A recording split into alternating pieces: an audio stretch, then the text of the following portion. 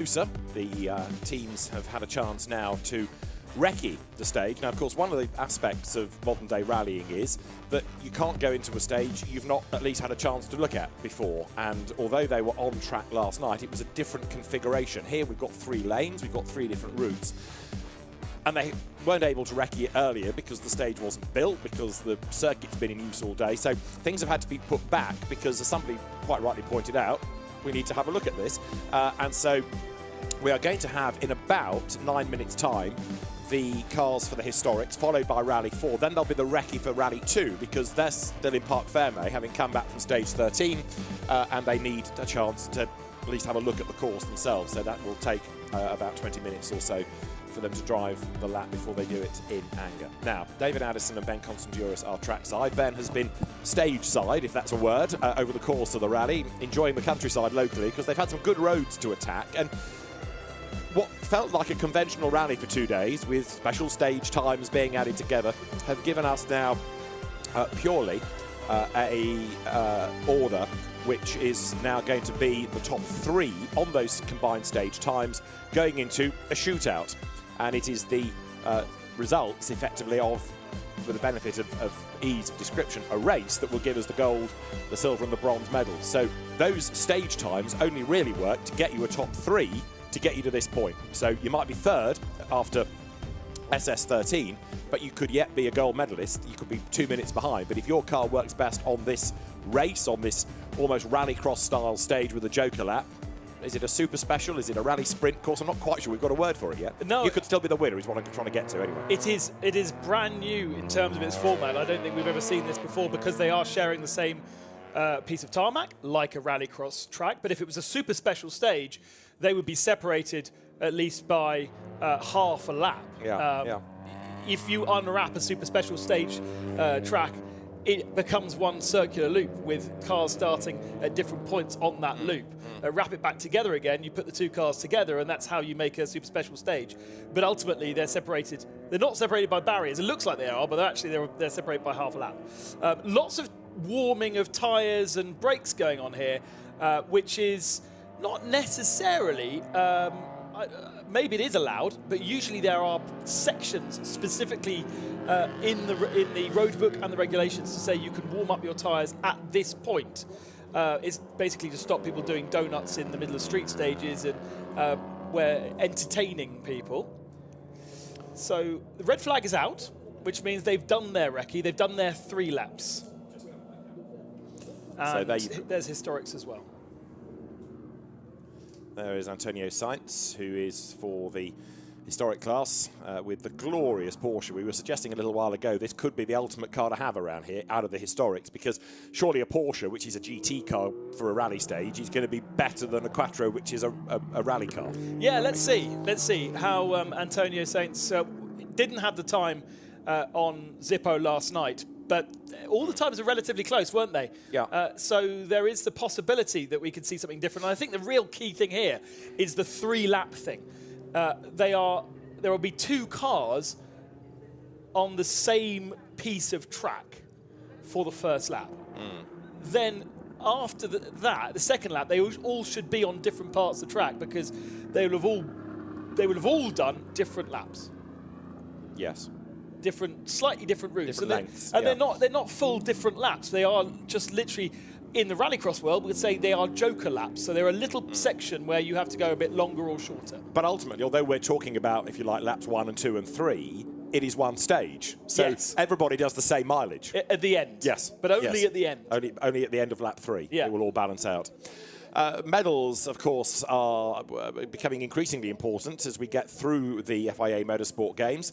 The last time we looked, it was France ahead with Belgium. Well, now the Netherlands has joined as well, because that has got 2 medals.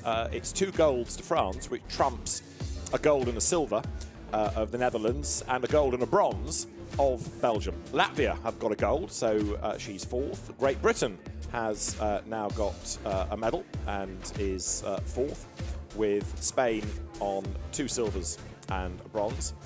Great Britain has a bronze, not a gold, incidentally, because that was from the GT Cup earlier, so I think that's in the wrong column, but we have got a medal. Sweden's got a silver and a bronze. Kuwait's got a silver. Germany has a silver, that again from this GT Cup earlier. Czech Republic Poland, they are on 1 bronze as well. So medals being scored across the nations, and there's going to be an addition, of course, come the end of this, because there are 3 at stake here. It's not just one rally. There's a medal table for Rally 2, Rally 4, and the historics as well. And we notice there's no Team Italy on that medal table as yet, but I think they could be, well, they'll be certainly picking up 2 medals, and they could be favourite for picking up a gold in at least the historics and maybe the Rally 2s as well. One other question mark about this rally is, will they all be allowed to use their rally lights? Because you can see they've got them on, but with that being bright lights into the rear screen of another car, they might be prevented from using their full rally pods, which is a shame, but it does help us see the cars a little bit better on the TV. So, I'm not entirely sure which is which lane here. I looked at my rally expert, my co-driver alongside me. It should be... Well, that's interesting. They've selected different lanes because it should have been the winner of the classification first, so Audi, and then alongside the Opel Kadett, because the Opel Kadett was second in the classification, and then third should be the Porsche, but the Porsche's in the middle. Is lane 1 up against the pit wall, or is lane 1 what would be pole position for a race? It's up against the pit wall from what we see there. Okay, fine. So lanes 1, 3 and 2 is the order. But effectively, as long as you do the mileage, it matters not. We are therefore going to be underway shortly. Rally laps going on, rally lights going on, I should say. So that should be nice and bright if you are not the first car. Well, actually, if you're the first car, you've got bright in your rear, aren't you? Andrea Zinian is Zippo. Do we know why he prefers to be called Zippo? Zippo by name, Zippo by nature. Something to do with his lighter, possibly. Yes. But anyway, he goes under the nom de plume of Zippo, and straddling the... Now, that's a track limit offence, surely. Blast off, then. Away they go. And a very good start, as you would anticipate from the Quattro, because it gets the power down. That's where four-wheel drive kicks in. There you see the lanes are separated by the cones, and it is going to be a faster line because it's the easier corner through turn 1 for the Porsche. So notionally, Antonio Sainz is going to be ahead, but now you can see the 3 different variants of the lap all start to converge. And maybe that's the only bit where they are variable. We'll find out. Will they need to do some overtaking? Because at the moment, Spain out in the lead. Second is the Kadett, and I think the Audi is third, but the fastest car. So in theory here, he's being slightly held up, having been, and he goes up into second position now, but having been the leader. Oh, and actually, very, very politely, Antonio Sainz leaves the door open and drops down to third position. This is remarkable battling from these 3 on track, and they've changed positions halfway through lap 1. And as you made the point earlier on in the evening, it's all something rather new for these drivers having to go racing, because you might encounter a slow car on a stage that you have to get past, but not actually think about out-braking or going door handle to door handle. And of course, historic rally cars are of a given value, aren't they, as well? That Quattro, for example, is a proper period car and is a very valuable bit of kit, as through the Mistral chicane wriggles the Audi. I'm so glad we've got the drone. Yeah, this is going to help me a lot. I'm glad they got the lights on as well. So it is going to be seemingly Andrea Zinian who is the man to beat. The Audi Quattro then turning its way through the chicane, avoiding those markers, and now onto the power. So here's another thing. The Opel Kadett driver is able to see what the other driver is doing, like you would do on a racetrack. But in a rally, you never get to see your competitor. No. You never get to learn how they are faster than you. So a new experience in that sense as well. But it's interesting, isn't it, of course, that Zippo, Andrea Zinian, he's got to be the pioneer. He is the first one to find those reference points. Bits of the route they will use more than once, because it's not the entirety of the lap that changes. There are different sections at different places. There is Wojtek Staff in the Opel Kadett then. He is the man doing the chasing. Very, very active historic rallier, as well as modern events. He's got a Polo R5 and a Skoda Fabia R5 that he competes with, whereas very much a historic rally specialist is Andrea Zinian. So it does look as though Team Italy is going to be on for a medal here, but now what's going on behind? Yeah, so there is another variant at the end of the lap. We saw the Porsche pulling over to the left-hand side there as the other 2 cars took the conventional track and layout. So we do have a split at the start of the lap, which we saw from the drone, and we have a split at the end of the lap. So further behind now is Antonio Sainz, giving him a bit of clear air, but the other 2 drivers will have to take that loop at some point. Right, into the chicane to start lap 2 comes Andreas Zinian. And then behind, the Opel Kadett of Wojtek Staff will also have to go through the chicane. This makes it feel like a proper single-venue rally, doesn't it? The speed having to be reduced on a racetrack by these man-made chicanes. But then, now stretching its legs, the Quattro goes for that, if you like, softer route through turn 1, whereas the Opel has to do the sharp chicane that Zippo took on his first lap. Got to avoid those cones, and then the routes converge, and the Porsche is very much tail-end Charlie at the moment. So that first lap for Zippo was a 2 minutes 42.7, so he's already 5.3 seconds faster than Wojtek Stapp, but we don't know how it all balances out until we get to the end of the 3 laps for everybody, because although we're talking about laps, it is one stage, and therefore you keep adding the lap times together. It's like a race time, effectively, at the end of those 3 laps. And most importantly for you rally fans, we don't add it to what they've been doing for the last couple of days. So this is the medals in its entirety. If you're fast in the mountains, it doesn't necessarily mean you're going to be fast here. We will dictate our medals from this stage alone. There is the Audi, navigating its way through the first part of our chicane. Decent amount of space over the Opel Kadett. And we do know that Antonio Sainz has had to do the longer loop at the end of the lap, and that's why he's so much further down. But ultimately, this has been the order all weekend. Italy, Czech Republic, Spain. So it is a 2 minutes 42 to beat for lane 1, if you like. But on this lap, it's going to be the longer lap, isn't it, for Zippo? He is going to take, effectively, lane 2, and that's going to have the longer lap at the end. So he's got to try and beat, on this lap, a 3 minutes 1 to be quicker on that lap than Sainz. Yeah, which should be doable. Yeah, I agree. And the tricky thing about comparing lap times is that you take into the consideration the variety of the cars and the drivers we have here. I think if you were looking at the Rally 4 category, it'd be a much easier comparison to make, but we still might be a bit lost going into the second race. True. But hey, that's what co-drivers are for, Ben. Right, this is Andreas Zinian now having to serve this longer element. Again, one of the beauties of Paul Ricard is that it's an enormous facility. You've got so much space that you can do things with. You've got the kart track, the drift track, and all these different cut-throughs on the race circuit itself, which lends itself to these interchangeable aspects of this rally stage. The Czech Republic Opel Kadett then presses on in the hands of Wojtek Staff. Here, up to the end of a lap, comes the Audi that is about to go blasting over the timing line, and Andreas Zinian will come through. We'll see what this lap is going to be. If it's better than 3 minutes and 1, then we'll see it, and that lap time is a 2:49.657. So 2:49.657 is the lap for Zippo, and that was on lane 3, if you like.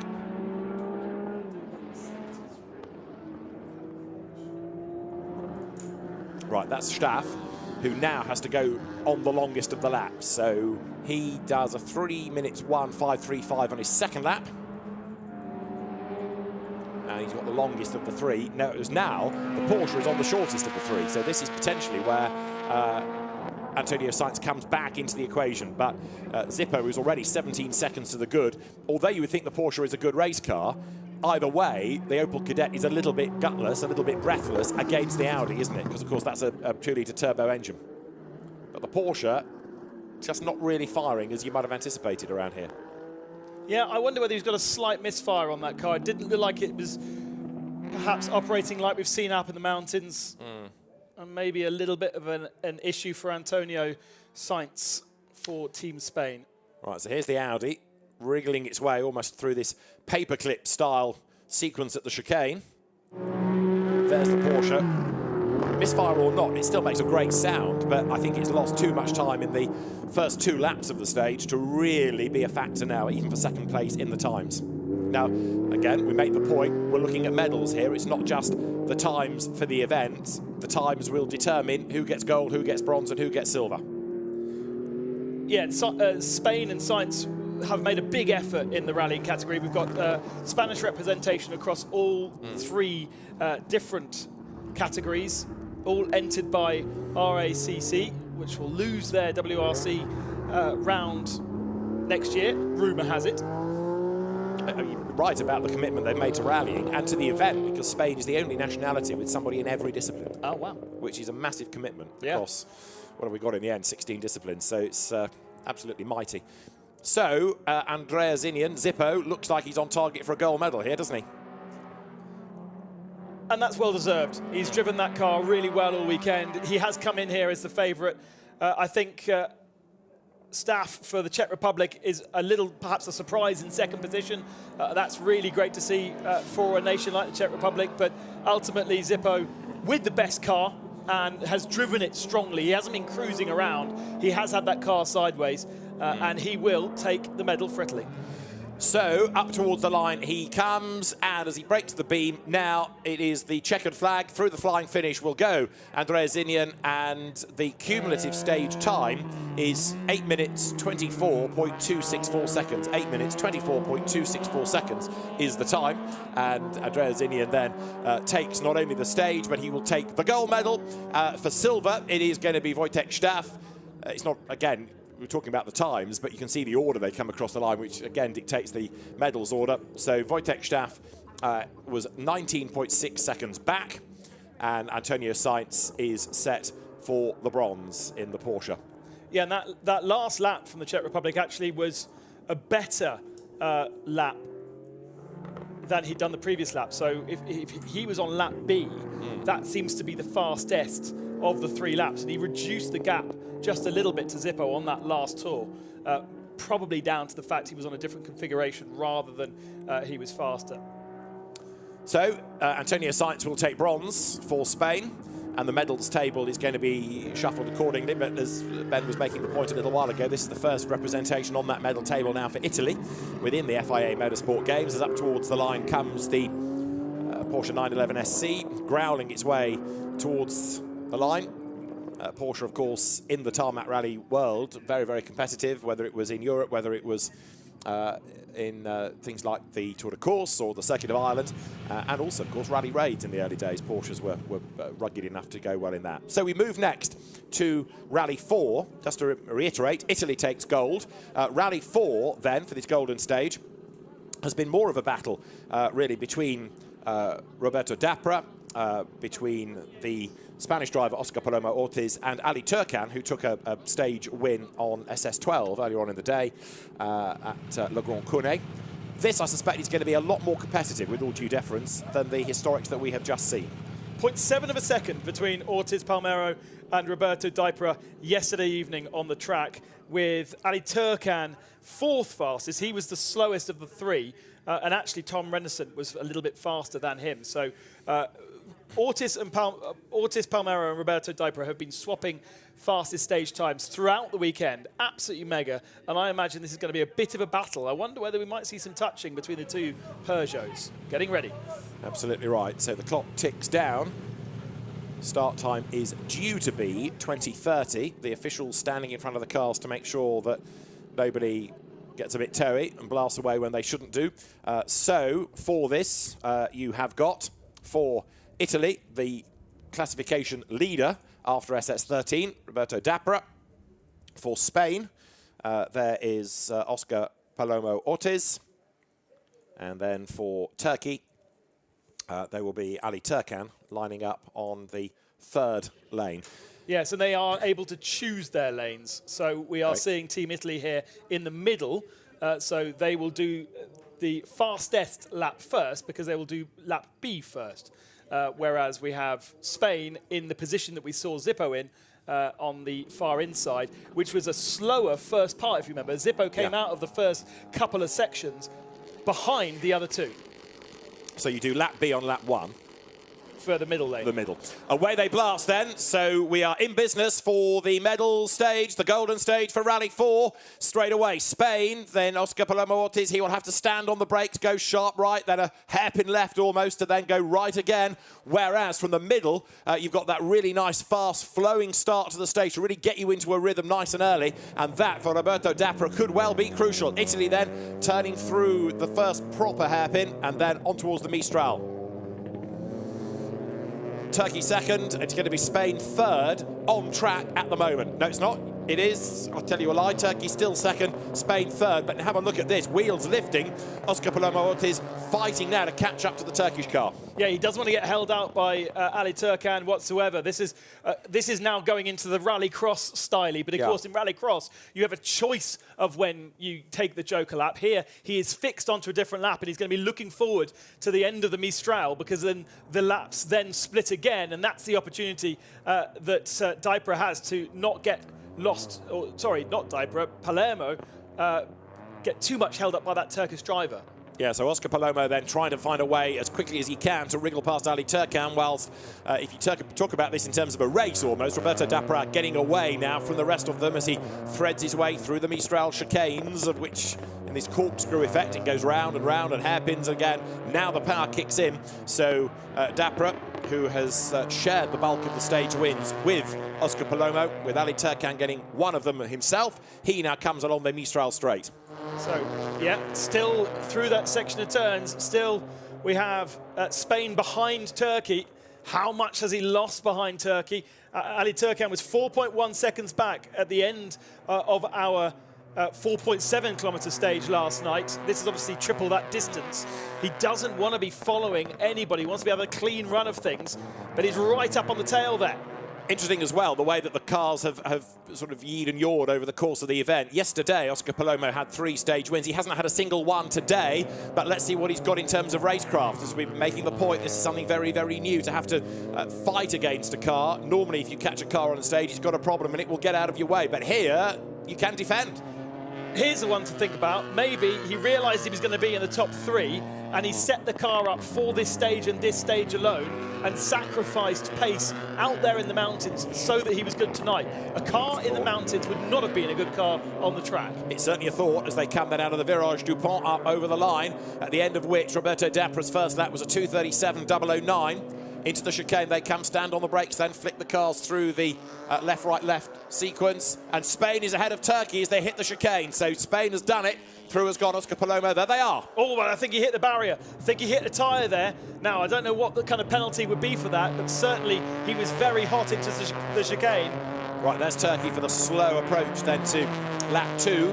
And Oscar Palomo made his way through then as the Spanish car may have picked up some damage. The brakes glowing, great sights these as Roberto Dijkra comes to the Mistral, but closing the gap now is a hard-charging Oscar Palomo.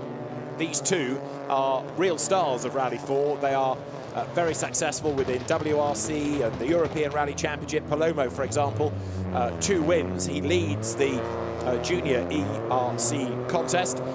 He has been a very, very successful driver in Rally 4 competitions over the last couple of years. Roberto Dijkra likewise took part in Rally Monte Carlo. He's another European Rally Championship regular. So you've got 2 Rally 4 specialists here going toe-to-toe.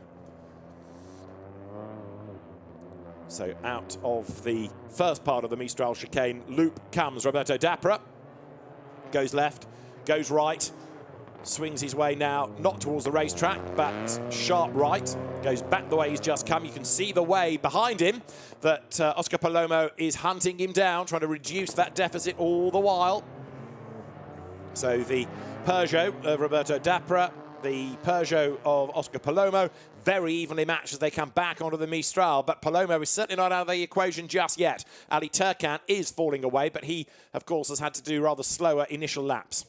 Another chicane, that's the Mistral chicane contended with, but Palomo now is very much the chaser. He can judge some of his reference points against what Roberto Dijkra is doing up the road.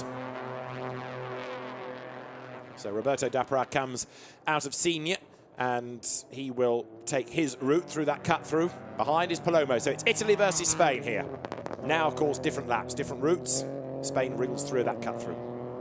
Yes, now that's the longer one, isn't it? Yeah. So that then enlarges the gap between Italy and Spain. But actually, Turkey was on the even longer one in the back of the shot. So Palomo at the end of the first lap, the first third of the stage, if you like, was third in the times because he'd taken the longer route. This time he should be up to second, and we'll see whether or not he can jump ahead on the final lap, which they are about to start through. They come then now. So down towards the chicane goes Roberto Dijkra, throws the car into the right, into the left, into the right, wriggles through the chicane. There's Spain, that's Palomo. This is where he glanced the tyre stack a lap back, but he's okay this time around. And he is now 3.8 seconds behind. So Palomo is certainly taking the fight to Dapra. Was there a change there at the bottom of the shot? I think there might have been, just with the variance of the lap. So I think we might have Spain back ahead. Indeed, because Dapra had to serve the slower lap. There is Dapra then, and it's going to be very, very close between them. It is still just Italy ahead, I reckon, as they come now towards the Mistral, but it's going to be really close. Yes, it is Italy, it is Spain, it is Turkey. That is the order, but Palomo is, what, 3 lengths back, if that. He is hustling on. Flash of the lights now. He's been watching GT3 racing, hasn't he? Not something you'd be doing in rallying very often. But now, once you get back onto the Mistral straight and things settle down, the co-drive is almost redundant. This is just absolute horsepower. This is bravery. This is racecraft coming into play. They've got a different variation, remember, at the end of the lap to still contend with. Through the chicanes here, they're going to have to follow Melida. But who has still got the longer of the laps to do when we get to the far end of the track? That could well decide this. And I think Italy still have a longer lap to do than Spain. OK, so Spain now trying to get close to then, if you like, get the undercut on the next Joker lap, in quotes, through the hairpin they come. This is an elongated hairpin, but deep into it goes Dapra. Late braking also from Palomo. Italy versus Spain still. And the gap, I think, is probably up a fraction. And again, because these are evenly matched cars, it is down to bravery through this next chicane. You don't need to make a mistake here. This is where you need a good flash of the lights to try to distract your man ahead. Palomo brakes as late as he possibly can, scrabbles through. Ali Turkan is set for bronze, I fear, in 3rd place, but the gold medal is up for grabs. Absolutely. Now we're coming to the final part of the lap. One Peugeot 208 will go one way, the other will go a different direction. They'll merge before the final turn, and only then will we really know who is faster and slower. They follow the same path with the first part. Maybe they've both done that longer loop. I think we have seen that, haven't we now? So this is looking a bit more as though it's going to go Italy's way, because as they come down towards the Virage du Pont, they'll be heading up towards the flying finish this time, and Oscar Palomo has given it his all. But in theory, it should really be Dapra anyway. He's had more stage wins. He won the classification on those special stages. He will be a deserving gold medalist. Fantastic drive from Roberto Dapra. Not huge experience around these roads, really having to learn the Peugeot 308. And he takes the checker flag for Italy. That's 2 gold medals in the space of 15 minutes for Team Italy. The rallying is very much going their way. Absolutely right. So bravo, complimenti Roberto Dapra. He takes the gold medal. It is silver for Spain, and Oscar Palomo threw everything at that, didn't he? He didn't just drive round. That was a properly committed effort.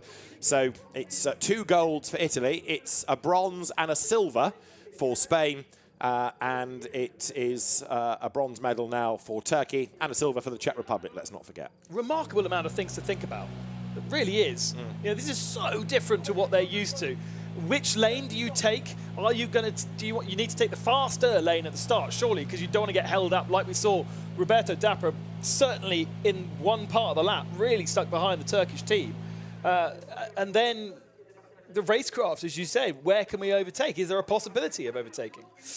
So now the Rally 2 drivers present themselves, and they have to think not just about the stage yet, but about their recce, because they are going to be given time in order to go and have a look at the stage. So it is going to be the top 3 drivers after SS13 that will go into battle, and the, I want to call him the rally winner, and you sort of know what I mean. But for France, it is Mathieu Arzeno, who has dominated Rally 2, and he is somebody that we'll come to in a moment because he has actual racecraft. Again, Spain is involved in this because Jose Maria Lopez, second on the classification after SS13, and then for Estonia, it will be Georg Linnamäe, who will represent his nation. You've got the Skoda for Mathieu Arzeno, you've got the Hyundai for Jose Maria Lopez, and the Volkswagen Polo for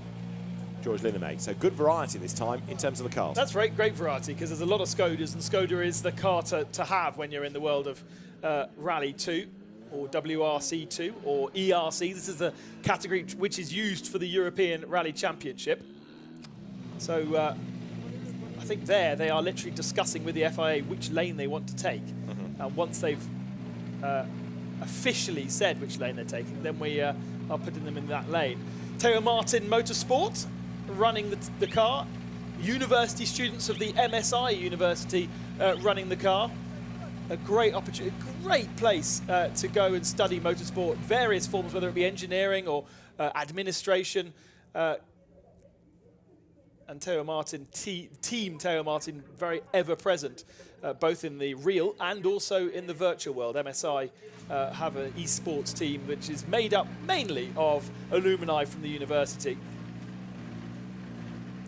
So co-drivers make sure that the paperwork is all in order, as we were discussing yesterday. There are penalties if you check in too early or too late. It's difficult to see, but I wonder whether that's a clean sheet of paper. And now the notes are to be made. Well, if they haven't recce'd it, they haven't made notes. No, very true.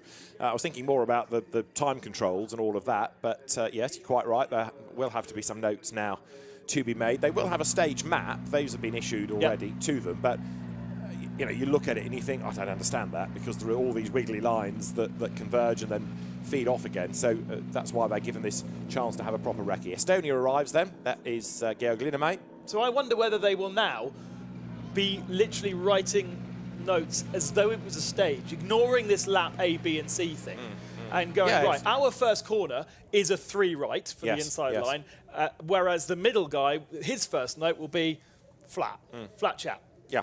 And you treat it, as you say, as whatever the mileage is of this, rather than 3 laps. It is... That would be a lot less confusing. 13.5 kilometres in terms of the stage kilometerage. So, yes, exactly how I think you're right in suggesting they would do that as one flowing stage. It's only you and I that are calling these laps, really. I mean, these are rally people. They just keep going. They start and they finish. Yes. The fact that actually the start and finish are nearly in the same place, that's a bonus. Yeah. It doesn't normally happen, does it? That's true also. So this will be the final activity on track of the day. It will also determine the final 3 rally medals. France, Spain, Estonia. So Italy steps out of the competition at this point. But we've had, now is this a portent for Spain, a bronze and then a silver. You see where I'm heading? Pepe Lopez would love a gold medal, and he was the fastest man, wasn't he, last night? Yeah. Now, this is not a racing start. Don't get excited. This is the start of their recce. So they are, in theory, driving at road speed, and when doing so, writing notes. Yes. So don't expect fireworks. This could be a study in rallying. Now, there are going to be people watching this who will think, I can't believe this. I can think of one bloke in Lichfield, if he's watching, who will ring me on Monday, give me a hard time for this. But in the days of the RAC rally before pace notes, you just had to do it off your ordnance survey maps. And the co-driver wasn't a fat lot of help, other than saying, turn left or turn right or fast left, because there was no chance. It was a blind rally. There was no chance to do pace notes. So a recce would be an absolute luxury, but you really had to be good on the maps to get your man through a forest that you'd never seen before. And if it was in the dark and in the snow, as RAC rallies, as an example, often were, it was a massive achievement. And that definitely changes the whole characteristic of how you go rallying. These days, onboard cameras, so you are able to watch the stage you've just done. If you, especially like we saw here, we use the same bit of road 5 times.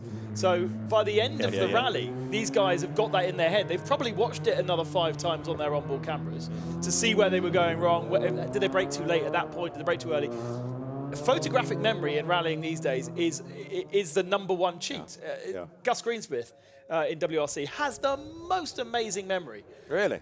He can tell you the tiniest detail about a stage. You go, right, stage 7, Rally Spain. 15 kilometres in, what's on the left-hand side? And after a few seconds, so, oh yeah, there's that sheep, isn't there? I can remember it all. Amazing, isn't it? Yeah. But if you think back to earlier days, I can remember some onboard from Mike Broad's co-driving the late Russell Brooks, and it all goes silent for about 5 seconds, and Mike eventually says, turn left. Great help, thanks, Mike. But that was all he had. That was all the information.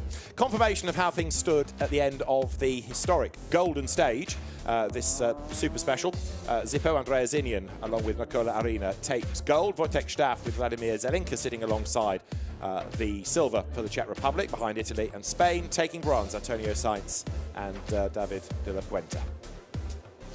For Rally 4, that is confirmed with the medals going the way of Italy, then Spain, then Turkey. There's only one question mark, and I really hope that there is no further action, but we did see Spain clip that barrier. Yeah. Well, let's just do the medals quickly before we come back to that.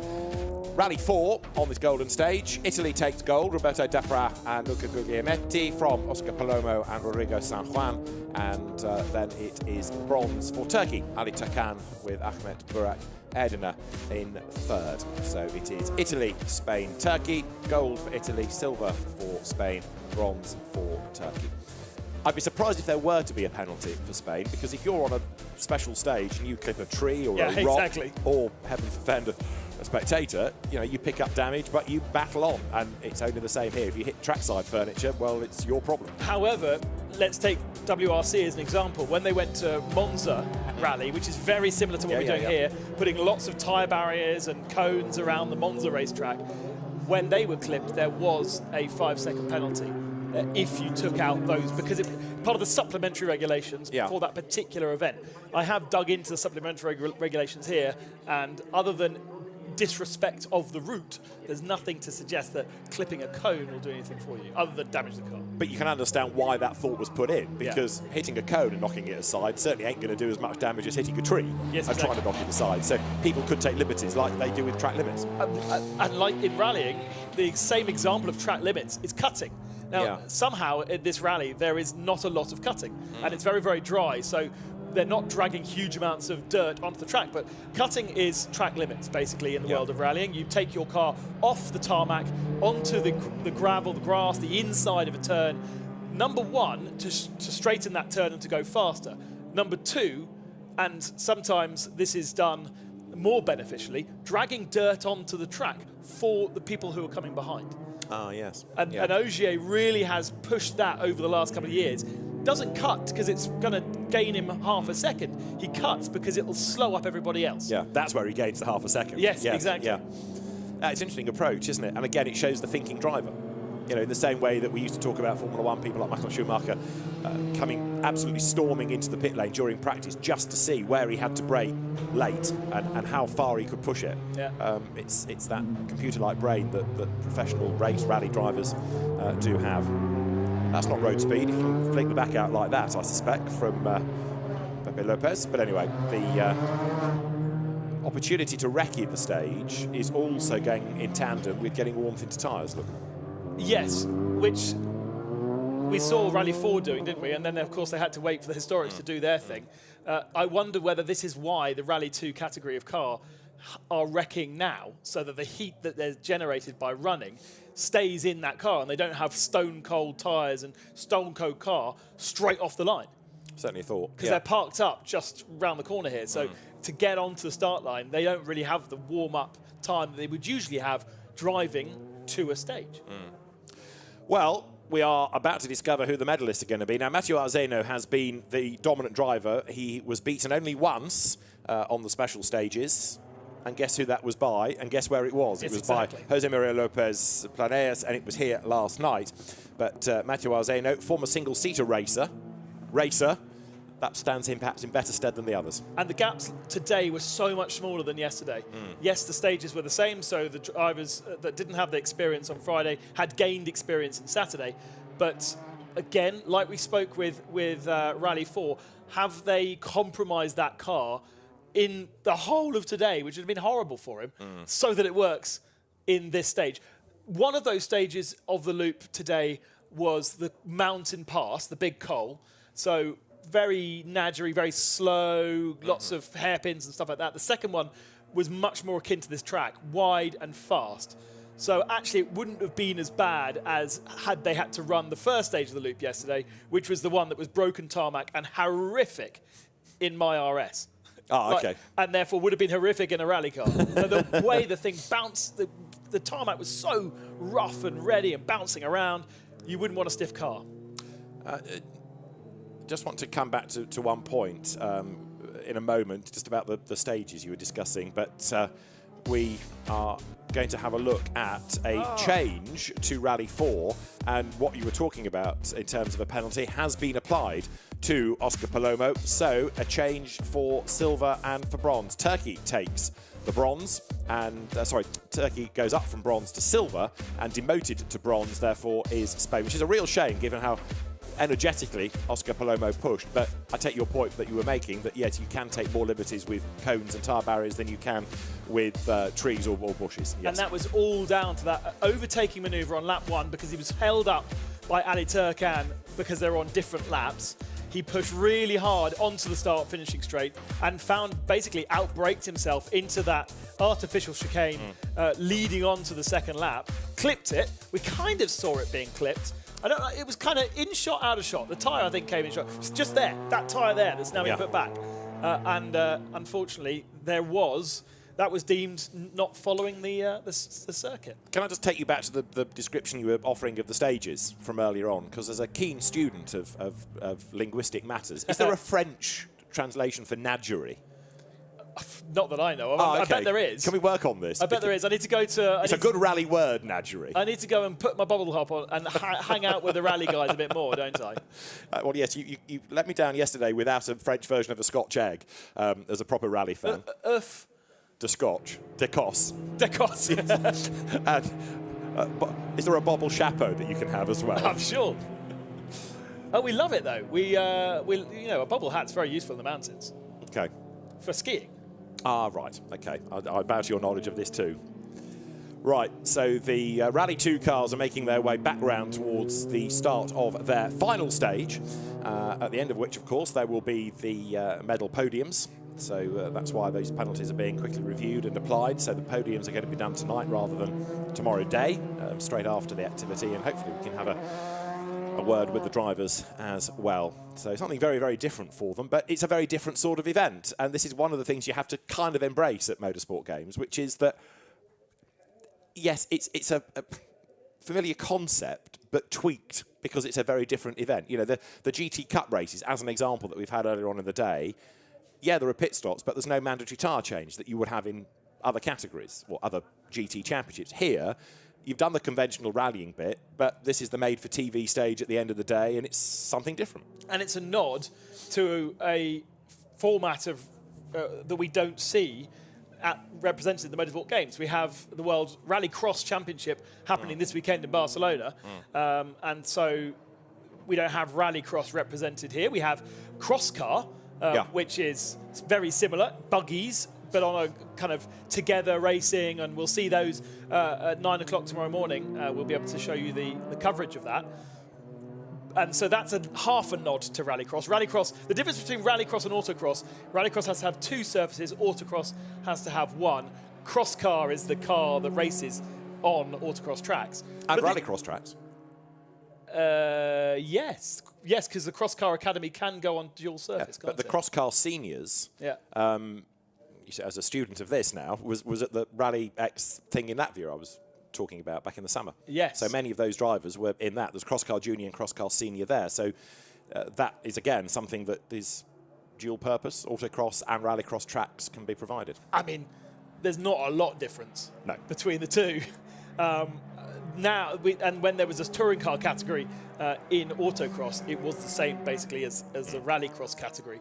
Now the touring car category is gone from, and so the focus really is now on that these buggies that are powered by either motorbike engines or something even faster, and that's that world. But yes, we've got cross car, we don't have rallycross, so having 3 rally cars alongside each other is a nod to that, I think. I mean, you look at actually what we have this year at the FIA Motorsport Games, there's not much missing. Nope. You know, you could say, what about a historic race class? But I wonder whether, depending on what historic class you had, owners would want to change the livery for national colours. You know, you can't imagine historic Formula 1 cars going out of period livery for the country's colours for one event. Truck racing, maybe, but that gives you other dramas in what to do with the circuit and what's licensed to have truck racing. You could do it here, maybe, but certain venues you couldn't. What else is there? Hill climb? That's a thought. I was thinking about that because these guys basically did hill climbs all day today. They were going up a hill. Not dissimilar to a rally stage, really. No, that's true. But with very different vehicles. Yeah. But yeah, I was thinking on my long drive back today from the cross car venue. It's amazing how many things you can do with an engine and 4 wheels. Yeah. I mean, the other one, which surely there is provision for somewhere around the complex here, is a sprint. Can we stretch it to drag racing? Ooh. Hockenheim can do that. I mean, the Mistral straight's quite long. Yeah, exactly. That works. But again, you're giving up quite a lot of time to use the Mistral straight for drag racing. You kind of need to get that done in a day, and then the circuit for the racing element. But anyway, we are speculating because there's no suggestion necessarily that this has to be in the same place every year. So who knows where the FIA Motorsport Games might relocate to in the future if it isn't to be at Paul Ricard. But right now, we have our medal table to be updated after the next few minutes. And it's because it's a rally, co-drivers need to hand over their time cards to be filled in with the time in which the stage starts. So that's what's going on with those marshals handing something through a window. This is still under rally regulations. This must have been a headache for Nicholas Klinger, who kind of came up with the whole premise to merge the two. Mathieu is going to be going in the middle, so he's got a really fast first lap. He has. And Pepe is going to be the third person onto the Mistral straight on the right-hand side for Spain. And Georg Linnamäe hasn't had a stage win, but he's been there or thereabouts, evinced by the fact that he's third in the classification. So we are just about good to go, I think. The stage was due to start at 20:50. We're already 5 minutes behind that, but we can't be too far away now. Doors close. Drivers get themselves in the zone. It's not just a close. It's a slam. It must be a slam. Yeah. Always must be a slam. Make sure it's not going to pop open at the first corner, which we did see. Yes. From Antonio Sainz. Right, so the clock ticks on down. Everybody looking for the time, and cars lined up ready to do battle. I mean, great nationalities to be represented in Rally 2, right? Estonia with Oyt Tanak in the World Rally Championship as a champion. We've got Danny Sordo for Spain in the World Championships, and of course, France have won every single one, bar the one that Estonia won for 15 odd years. So we have countries represented correctly here for our final. Exactly. It's a far cry from Finland and Sweden and Norway as it used to be, for that, example. How the world changes, eh? Medals on the line. The Rally 2 Golden Stage about to get underway. Blast off. Great start by Arzeno then as they accelerate down towards the first part of the stage. This is where 3 different lines will be taken. So Palermo goes off, Lopez goes off to the right-hand side. He's got the slowest of the laps. The second slowest lap is on Georg Linnamäe on the far left-hand side, which leaves the Frenchman Arzeno well ahead, but he will have to do both of those laps in the coming next 10 minutes or so.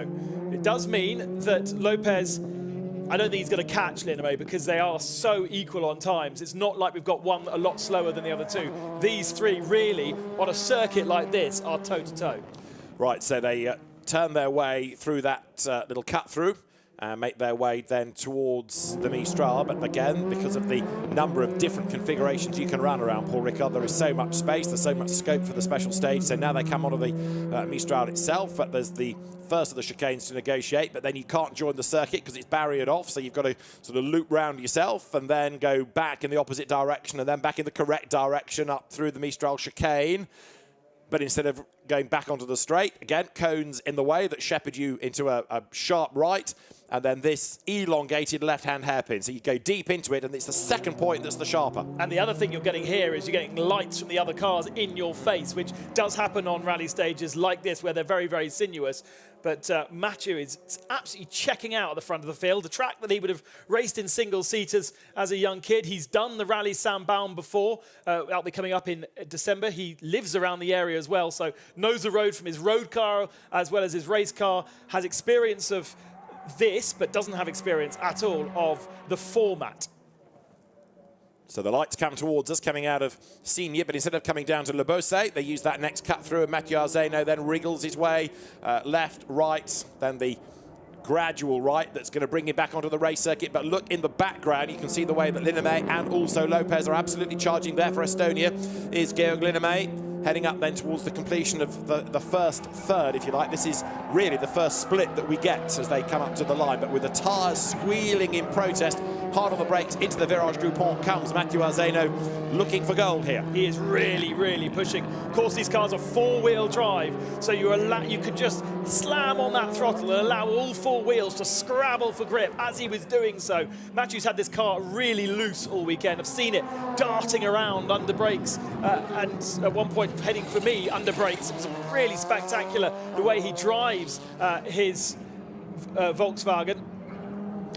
Right, so Arzeno's flying lap was 2:24, just to put it in the context of some of the historic times that we had at the start of the evening, as now Mathieu Arzeno then is 4.5 seconds up on Georg Linnamäe at the end of the first lap, the first proper intermediate, if you like, with Pepe Lopez then a further 2 seconds behind. So now the first task for Lopez is to try and jump Estonia.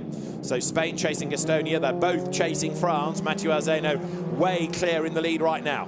Yes, but this is the slowest lap, I think, for Arzeno now. If he was... Oh, no, because my notes are wrong, so ignore that. At some point, he's got to do a slower lap. At some point, he's going to fall closer into this pack. And I have to say that Pepe Lopez looks like he's really keeping that gap steady between the two of them. Yeah, but he has to make up 6.5 seconds from the end of the first run over the timing line. As there, Arzeno now goes, again, that fantastic drone shot looking down. Totally clear, isn't it, as the cars come past the floodlit paddock through the many configurations of the Mistral Straight. It's almost like watching a ballet, the way the cars slide and the gaps between them, making it all sort of fit together so uniformly. Down towards the hairpin they come, avoiding those barriers, avoiding the tyre stack on the exit there. Arzeno just does it. There behind him is Pepe Lopez, back onto the power. I fear that Linnamäe for Estonia is falling out of the mix now, but is Arzeno still in charge? It looks as though he's extending his gap a little bit. Going back on what I was about to say earlier, Pepe Lopez is on the slower of the laps of the three right now. So expect that gap to grow over Mathieu. So Arzeno is going to be able to pull clear as he comes then now through the cut through on the run down to Le Beausset. There you've got the French entry then. So remember, it is Arzeno in the Skoda, it is Lopez in the Hyundai, it is the Volkswagen for Georg Linnamäe for Estonia. So 3 different cars, 3 different nationalities represented in this golden stage for Rally 2.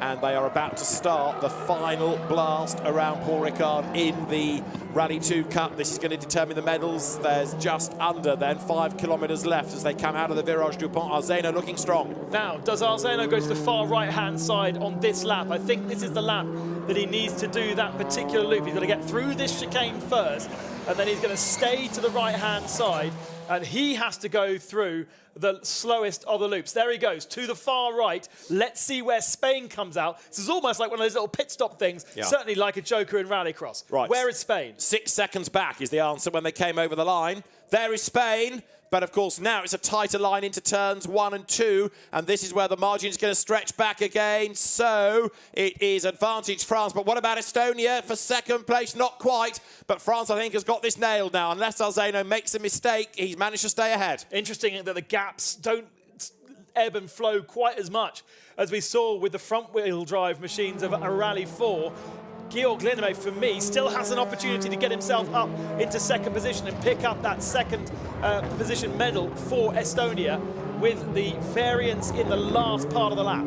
Really close between the two, although it's gone out a little bit there as they head towards the Mistral section. Yeah, I think France has got this done, but it's been a very, very valiant effort by Pepe Lopez to try and take one of each medal, a bronze and then a silver that became a bronze, sadly, for Spain. He wanted a gold. He ain't going to get that now unless Mathieu Arzeno makes a mistake, but he has driven so well, not just here, but across all the special stages. And Georg Linnamäe, on this last run through, looks as though he is hunting down the car of Pepe Lopez then, the Hyundai, but again, he's just not going to get there in time, is he? As onto the Mistral Straight, Mathieu Arzeno treating that section just like the racetrack that it is, a racing line, not a rally line there. Yeah, absolutely. The more sliding, the less drive forwards you have, and therefore rally drivers have to switch their brains to a different surface, to a different technique when it comes to tarmac rallying.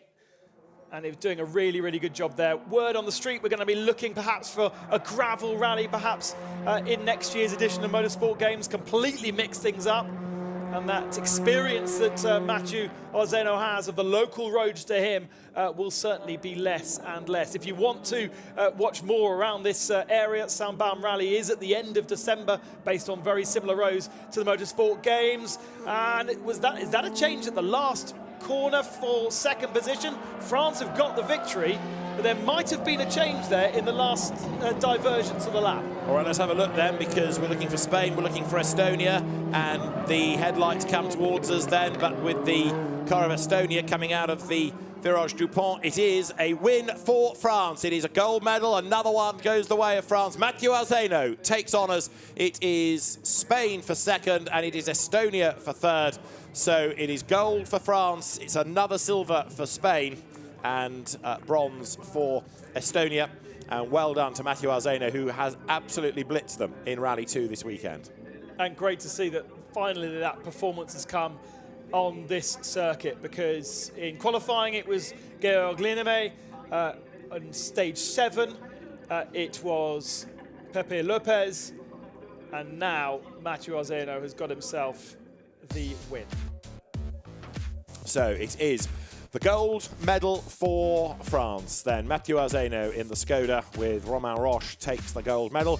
Jose Maria Lopez and Borja Rozada take silver, and bronze goes to Estonia. Georg Lineme and his British co-driver James Morgan sitting alongside. So great stuff from the Rally 2 entries, and Mathieu Arzeno, out of 13 special stages, won 12, and he wins the medal stage, the golden stage as it's called, here as well. And then the 3 podium ceremonies will beckon. But it's been a good day for France. They've taken a good haul of medals, and I suspect there are more to come here tomorrow morning. So that's the rally activity done. They were busy yesterday and today. Strange to think that there's a whole host of activity at the circuit tomorrow, but already a number of teams packing up and going home. Their element of the FIA Motorsport Games is done. So there we have the winning Rally 2 cars coming through into the Parc Fermé area, then to the podium. It's a win, though, in the historics for Andrea Zinian, and let's hear from him now. Our Italian winners, congratulations, Andrea and Nicola. A fantastic result. The first games for you, but you've been driving together for a long time. First of all, Nicola, you've represented your country and you've got the gold. Well, yeah, it's really a great feeling. It's amazing, because normally in motorsport you don't have this thing of that you race for your country and you can win a medal. So it's something totally new, and I really enjoyed it these days and the whole atmosphere here at the games. And winning the gold is, wow, awesome. It's certainly something I'll remember forever. Andrea, a little word in Italian. Beh, guarda, è stato un weekend fantastico, ci aspettavamo una cornice di pubblico molto popolata, ma ce n'è stata veramente tanta, è stato un bellissimo evento e vincere la medaglia d'oro è sempre un onore comunque. Congratulations to you both. Thank you very much. Thank you. Complimenti Italy. So Andrea Zinian and Nicola Arena take the gold medal in historic Rally Cup. Rally 4 Cup, Rally 2 Cups, of course, still we will hear hopefully from our winning drivers. But I think the rally element has been a very popular part. It's been something different, and it's also been good to have the cars on the circuit here as well, to give the fans that have stayed long into the night something different to see. Now, we were talking earlier about the success of Roberto Dapra in Rally 4. Gold medal again to Italy, and Roberto Dapra and Luca Guglielmetti take the gold medal aboard their Peugeot. They're with Gemma Scott. Luca, Roberto, congratulations. Another win for Italy, taking home all the gold medals so far in the category. Perhaps not all 3, but a fantastic result. Roberto, just a quick word. Yeah, it was a long rally, difficult in the first loop because we were with a wrong setup. Then we fixed it for the second and also for today. It was very beautiful stages there in France, and we push a lot, 110%. A little bit of risk, but it's part of the game. And in the last stage, that it was the one that do the winners, and it was very stressful, and I don't know where the other drivers were, and we win, and it's unbelievable. It really is. Luca, a little word on italiano. È stato fantastico, stati 2 giorni intensi, complimenti a Palomo che ci ha reso la vita difficilissima, è il campione europeo, è super bravo, è stato bello battagliare con lui tutto l'anno, ha vinto lui il campionato, noi abbiamo vinto oggi, siamo contenti tutti. Congratulations to both of you and another success for Italy. Well done. Thank you. Thank you. So Roberto Dapra doing a very, very good job to win in Rally 4. But Matteo Alzano has just been the man to beat in Rally 2, and I suspect he will be equally delighted, because it's one thing winning a gold medal in this, but to do it on your home event is something different again. Home event for the country, home event in the region. Mathieu is a local person to here, and therefore had that benefit on the first day of knowing where he was going, which matters so much in rallying when, yes, you've done a recce, but you've never really driven it in anger. And he had competitors with lots of experience in the Rally 2 category and others with less experience in those particular cars. Pepe Lopez's co-driver, for instance, with WRC podiums to his name, Borja Rosada, but has actually worked with Pepe Lopez for a good couple of years now. Back to the historics. Look how beautiful the Quattro looks. And I like the way they've been able to integrate the Italian colours, but also keep the Audi Sport livery as well, which has always been a hallmark of the Quattro, with that sort of tricolore on the top of it, the red, the grey and the black that Audi Motorsport colours have been. So the Quattro arrives at the foot of the podium. There is another Italian hero of the hour, Roberto Dapra, arriving as the Rally 4 victor.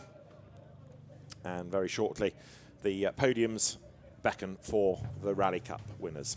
Those are things that get me very excited. Lighting pods. Really? Yeah, that's why I know I like rallying, when you like different lighting pods. Would you like to tell us something about lighting pods in 1 minute without deviation, hesitation or repetition, Ben?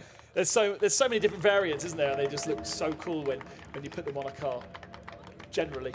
Look at the Audis, it's the triangles on the Audi. That's a Peugeot 208, but it's now got lighting pods and it now looks awesome. And for some reason, they sound crazily good as well. What, lighting pods? No, the car Peugeots. generally, yeah. Yes, okay. Not right. Peugeots, but that Peugeot, that 208, the Rally 4 category. That's Ben Constanduris, everybody. Please give generously. The Hey, Rally look, it's 9:15 a.m. It's been a long day. The Rally 2 winners are just going through the technical checks before they're brought down to the podium. And then the medal ceremony can get underway. But good to see that the fans are there. There's a big screen in that fan village. So, Ben, let's have a look at some of the highlights of the rally activity. A brand new format for our rally competitors, going 3 together into effectively a stage, but part of the stage shared with other cars. In the historic category, that wasn't too much of a problem. Zippo in the Audi, the class of the field, both in the coals, in the forests, and on the track. Carlos Sainz's brother Antonio Sainz in the Porsche, I think had a technical problem because the car just didn't necessarily run like we've seen it for the rest of the weekend. It might have also been at age 65, he was struggling a little bit with where to go. We saw that last night when we visited this particular circuit as one of our stages. And the Czech Republic in the Opel Kadett picking up second position, but Zippo getting the first medal for Italy. The second medal would come soon after, Rally 4. Roberto Dapra struggling on the first day with setup in his Peugeot 208, but found the sweet spot today, took more stage wins out of Ortiz Palmero, and ultimately took the conventional rally section. He did have a scare though, Palmero. Stuck behind Ali Turkan for Turkey on lap 1. This was where it all went wrong. Turns, locked up, hit that tyre, which is out of position, and unfortunately gives them a 10-second penalty. So ultimately, Team Spain dropping behind Team Turkey. What a huge result for Ali Turkan and Team Turkey to get a silver medal behind Team Italy with their second medal of the Games. And then it was Rally 2, the fastest cars used in WRC2, in ERC, the European Rally Championship. dominated this weekend by Mathieu Arzeno, but he hadn't taken a stage win on this particular configuration all weekend. Linnamäe for Estonia, my personal favourite for the rally, was fastest in qualifying around this loop, but ultimately could not replicate that when it came to the medal final stage. France leading ahead of Pepe Lopez for Team Spain. Lopez clearing off and keeping himself ahead of Estonia, but it was ultimately Team France that took another gold medal in Rally 2.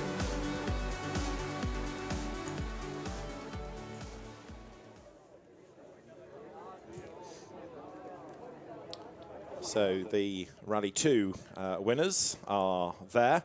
Mathieu Arzeno is ready to celebrate. I think he has joined Gemma Scott, and Mathieu Arzeno is with co-driver Romain Roche. Let's hear from them. Romain, Mathieu, félicitations. C'était un super résultat pour vous et pour la France, bien sûr. Il y a plein de fans ici. Mathieu, juste avant, on va parler ensemble là. Pour le course, est-ce que c'est bien passé, tout le rallye? Tout le rallye s'est très bien passé. On a été en tête du début jusqu'à la fin. Donc voilà, on est très content d'être ici ce soir. Just saying there, Mathieu, that very, very happy. It was a great rally. They had no serious problems. The circuit was the hardest part this evening, but very happy with the results. Romain, c'est un honneur d'être là pour représenter la France. Exactement, c'était l'objectif. En plus que tout se joue sur la dernière spéciale, ça nous a mis un peu de pression.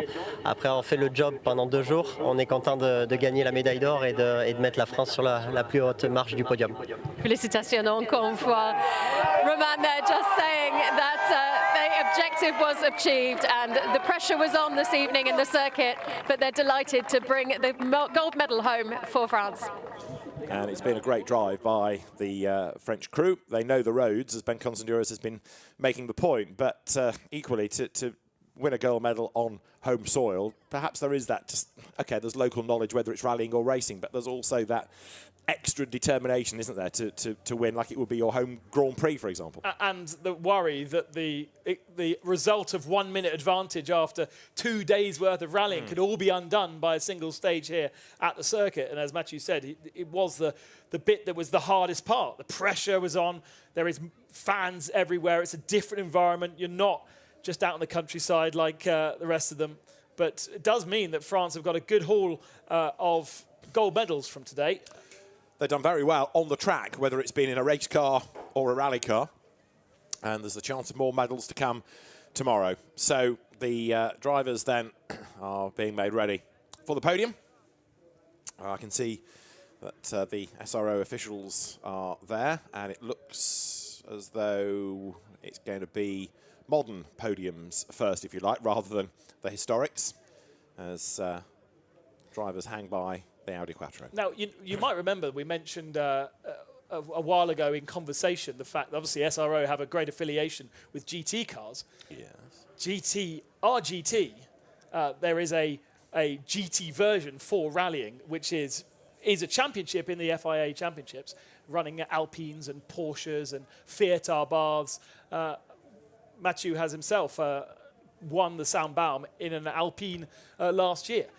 So maybe there's another little variant that we can add to the mix, as we were discussing earlier, a GT class, if we stay on tarmac, in rallying too. Like the thought, like the thought. Looking down from the drone, you can see the structure there that is both the studio, the green room and the podium, and the drivers very shortly are going to be brought forward in anticipation of our medal ceremony for Rally Cups, the Rally 2, Rally 4 and the historic rally as well, to round out what's been a very long but very busy and really exciting day of motorsport, be it real or virtual, be it race, be it rally, be it karting, be it drifting, that we've had here on the Circuit de Castellet.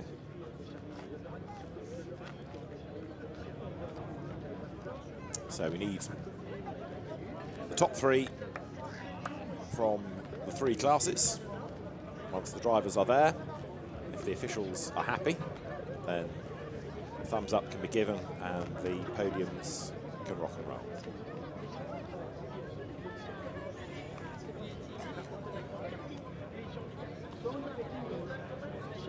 Mathieu Arzeno and Romain Roche still celebrating.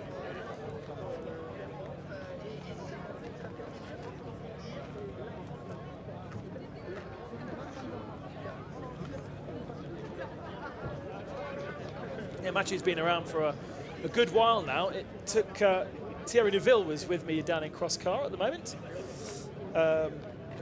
We were chatting with Thierry this morning regarding Mathieu, and they raced against each other in junior WRC, and I've now found that year, 2010, was when the two of them were in junior WRC, and Mathieu then did do some WRC as well. Right, the podiums, I think, are ready in an indeterminate order, but anyway, there are medals, there are drivers, and it might be that they're going to go after all in the order that they took part. In other words, we start with historics, but basically we'll find out in a moment, because the drivers will be called forward, and then medals will be presented. So the stairs from the cool-down room up onto the roof, there are the medals, and of course there will be two to be presented, because you've got one for the driver, one for the co-driver. You don't have to be of the same nationality to represent the nation. The co-driver can be of a different nation, as we saw Gail Lindmay and James Morgan, for example, but in the main they are of the same country.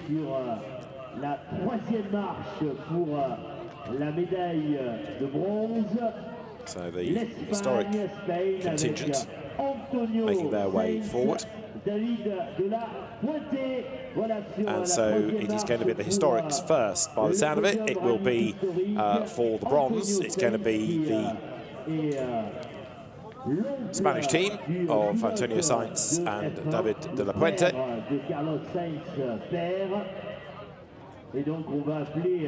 But ideally, we need them to head upstairs, which is finally happening. So drivers are on their way, representing Spain. Up step then the driver and co-driver for the Spanish nation. Co-driver David de la Puente and Antonio Sainz take the bronze medal. Then for the silver, it will be making their way forward now for the Czech Republic, Wojtek Staff and František Ražinoha. The Opel Cadet drivers gave it their all in that. It was a car that was perhaps a little bit short of grunt, but managed to wring the neck of the Opel Cadet. And up for the gold medal steps Team Italy, Andrea Zinian and Nicola Arena. The circuit already being made good for tomorrow, with the Paul Ricard team moving the barriers so that it's a race circuit, not a rally stage, first thing in the morning. But a dominant display all rally by Andrea Zinian and Nicola Arena, and so now the medals being presented at the end of the Rally Cup for the historic cars. Antonio Sainz receives his bronze medal from Anna Nordqvist, the FIA Vice President of Sport for Europe. There is David de la Puente receiving his bronze medal. Then we go to the silvers for Vladimir Zelenka and Wojtek Staff.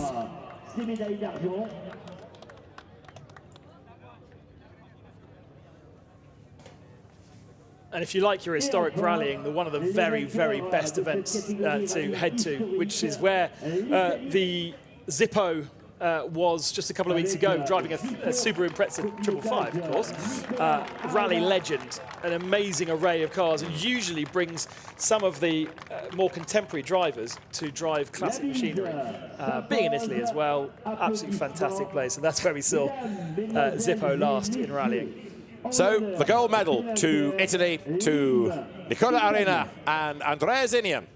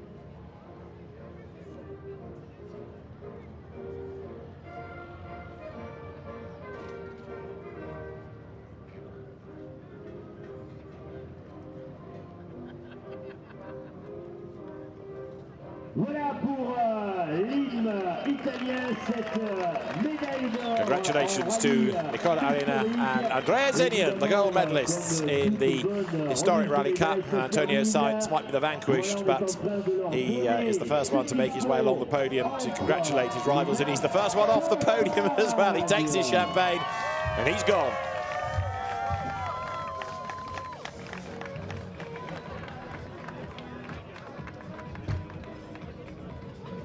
Wojtek Staff nearly comes a cropper, but the historic rally contingent, I think, has enjoyed the last couple of days, and it's been a good addition and some good variety of car. I know the Audi Quattro perhaps was always the shoe-in for the win, but whether it's been Lada, Opel, Audi, Porsche, Talbot, there's been all sorts of variety. The only thing you can argue that was missing in the historic class was a Mark II escort. Yes. Yes, why? There must have been plenty knocking about. Probably more of a British thing than a mainland Europe these days, maybe, perhaps. yeah. Perhaps. Well, there is the winning Peugeot from Rally 4. Here, you can't see it, unfortunately, in the picture, but on the right-hand side of that light, not on that light pod, that's why you can't see it. On the Quattro is Carlos Sainz's autograph. Is that right? Which is covered up by a piece of tape. Which must be a bit awkward to then share a podium with his brother, but that is on that Audi Quattro on the red bit of the flag, and has disappeared a little bit because, of course, they've had to add the flag onto the bonnet as part of the regulations of the rally. So you can only just see it under the red tape. Well, Rally 4 went the way of Italy as well, and so Roberto Dapra is very shortly going to make his way to the top step of the podium. There is the Italian tricolore adorning the Audi Quattro. It's still got great presence, hasn't it? Well, the best part of 40 years on. Fantastic looking beast. And all the various different variants, of course. The Group B car, even wider, even more aggressive. But actually, as other manufacturers came along with Group B machinery, Audi never really matched the same success. Still didn't change the legacy of the car, though, did it? No. But when you look at the later days of Group B, you tend to actually realise that the Quattro wasn't the steamroller that it's always been thought of. But it certainly goes into rally folklore for the way that it just changed the sport completely. They found that aspect of the regulations. I suppose also changed the brand Audi themselves. Oh, for sure, yeah. Yeah, it went from a very staid brand, didn't it, to a proper performance brand. And then to touring car racing and prototype racing. So now we move to Rally 4, where the Spanish drivers take bronze after the penalty applied to Oscar Palomo and Rodrigo San Juan. Then for silver, Turkey will step forward onto the podium, and the Turkish representation is Ali Turkan and Ahmet Burak Edener. So it was a result that changed because of a penalty applied to Spain, but Ali Turkan and Ahmet Edener very, very pleased indeed with the improved results. And of course, they got a stage win out of the event today as well. So they've been there or thereabouts, but so too to dominate Rally 4 today and to share stage wins yesterday. For Italy, the gold medal will go the way of Luca Guglielmetti and Roberto Dapra. Roberto Dapra, the man behind the wheel, makes his way into the top step. Great to see his Italian fellow athletes supporting him and Luca Guglielmetti as the medals now are to be handed over. Starting again with bronze for Spain. Oscar Palomo's enthusiasm was his undoing. What's also nice here is that, I know it's in the regulations that you're meant to have overalls reflecting your country, your ASN, but not just that, but the bulk of competitors are coming up with national flags as well. You know, the whole element of the nation bit is being embraced properly. Yeah, absolutely. And there is certainly a pride as you speak to people that that is doing something different. Motorsport can be quite a selfish pastime, can't it? And here they're doing it as a community. They're not just doing it for their country, but they're doing it as the representatives of the country here at the Games. They're walking hand in hand and side by side with people from other disciplines. And supporting other disciplines. The rally guys are over, and some of them might stick around and watch, the auto slalom tomorrow. Quite similar. They'll have friends in that. Go to the karting track. That's a lot of kisses. Wow. That's what happens when you win gold. So Oscar Palomo and Rodrigo San Juan take bronze. Ali Turkan and Ahmet Burak Edina take silver. And Roberto Dapra with Luca Guglielmetti take the gold medal in Rally 4.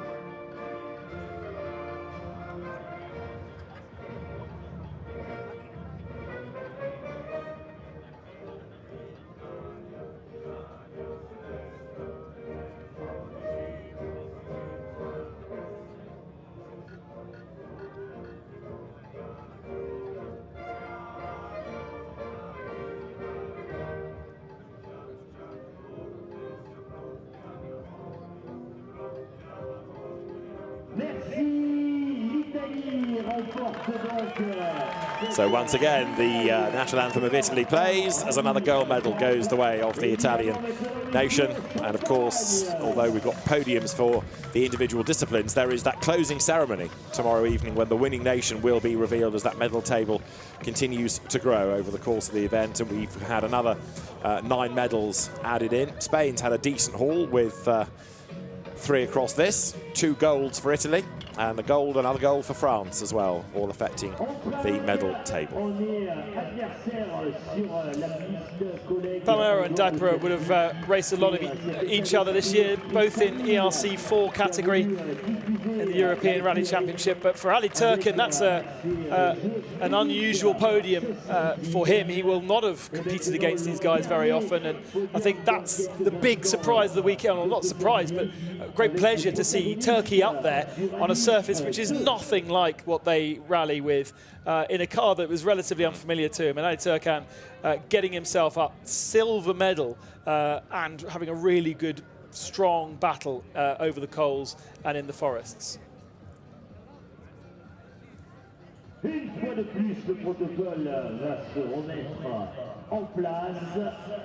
Waiting now for Team France to receive their gold medal for Rally 2. The R5 category, as it was previously known. Hundreds of cars all around the world represented at the biggest level in the world, WRC 2 category, but also used in the top seed of the European Rally Championship and so many national championships around the world.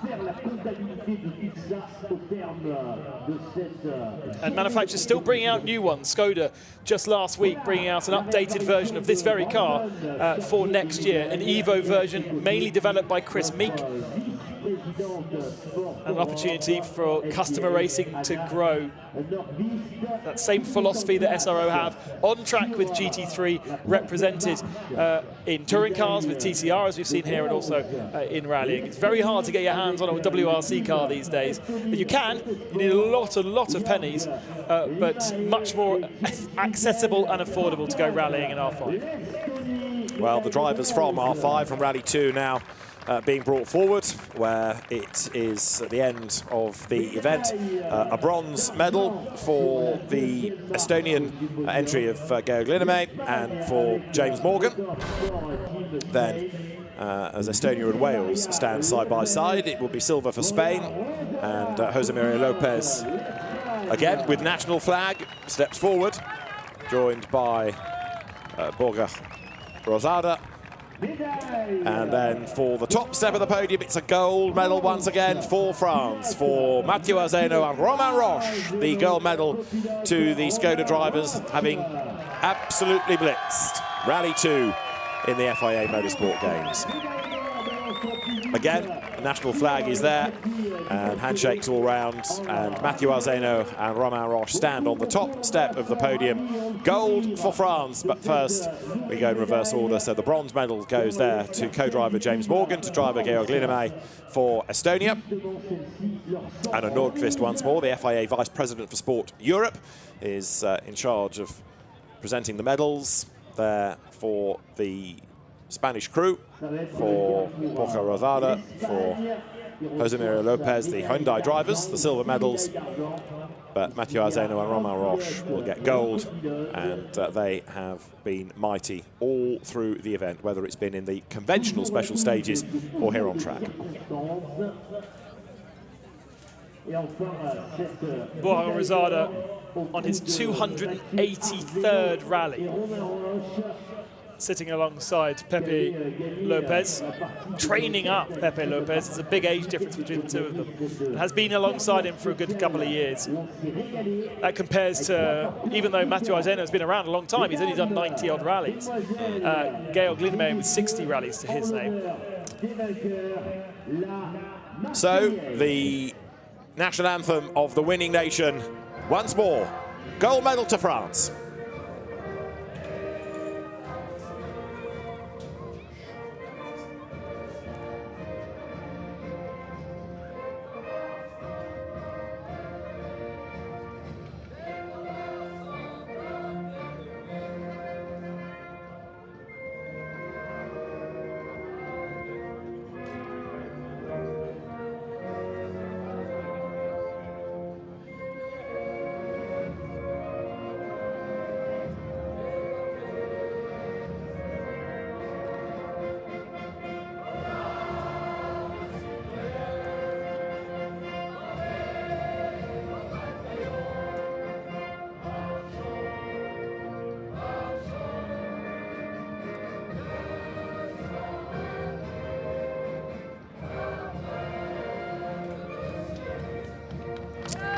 Congratulations to France, another gold medal to round out day 2 of the FIA Motorsport Games. And for Mathieu Arzeno and Romain Roche, then the gold medal, the champagne is at their feet. They're all smiles. They have won rally stages. They've won the golden stage tonight to round out the activity at the Circuit Le Castellet, and a fantastic result for France. They've been winners of gold in GT3 circuit racing and in Rally 2 as well. Well, tomorrow the circuit is given over purely to race activity, but of course karting is still in business, so is drifting, so is esports, so the slaloms, both auto slalom and kart slalom. So there's a lot to see, a lot to enjoy still within the FIA Motorsport Games, and we'll bring you all of that action tomorrow. For your company today, thank you very much, and we look forward to more action, more medals tomorrow to determine which nation will win the FIA Motorsport Games. See you tomorrow.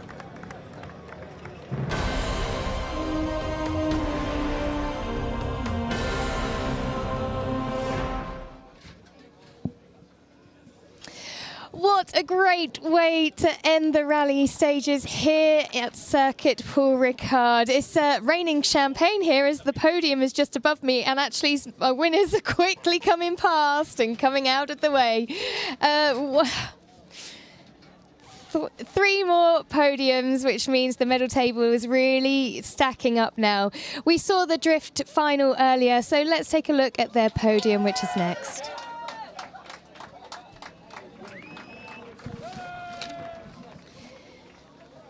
In 3rd place for the drifting, it was Jakov Przgonski for Poland.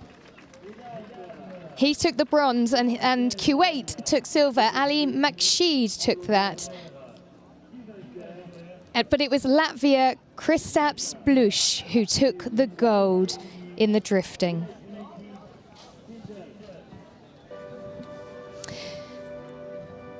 Next up, we have got esports for you, and it's their final.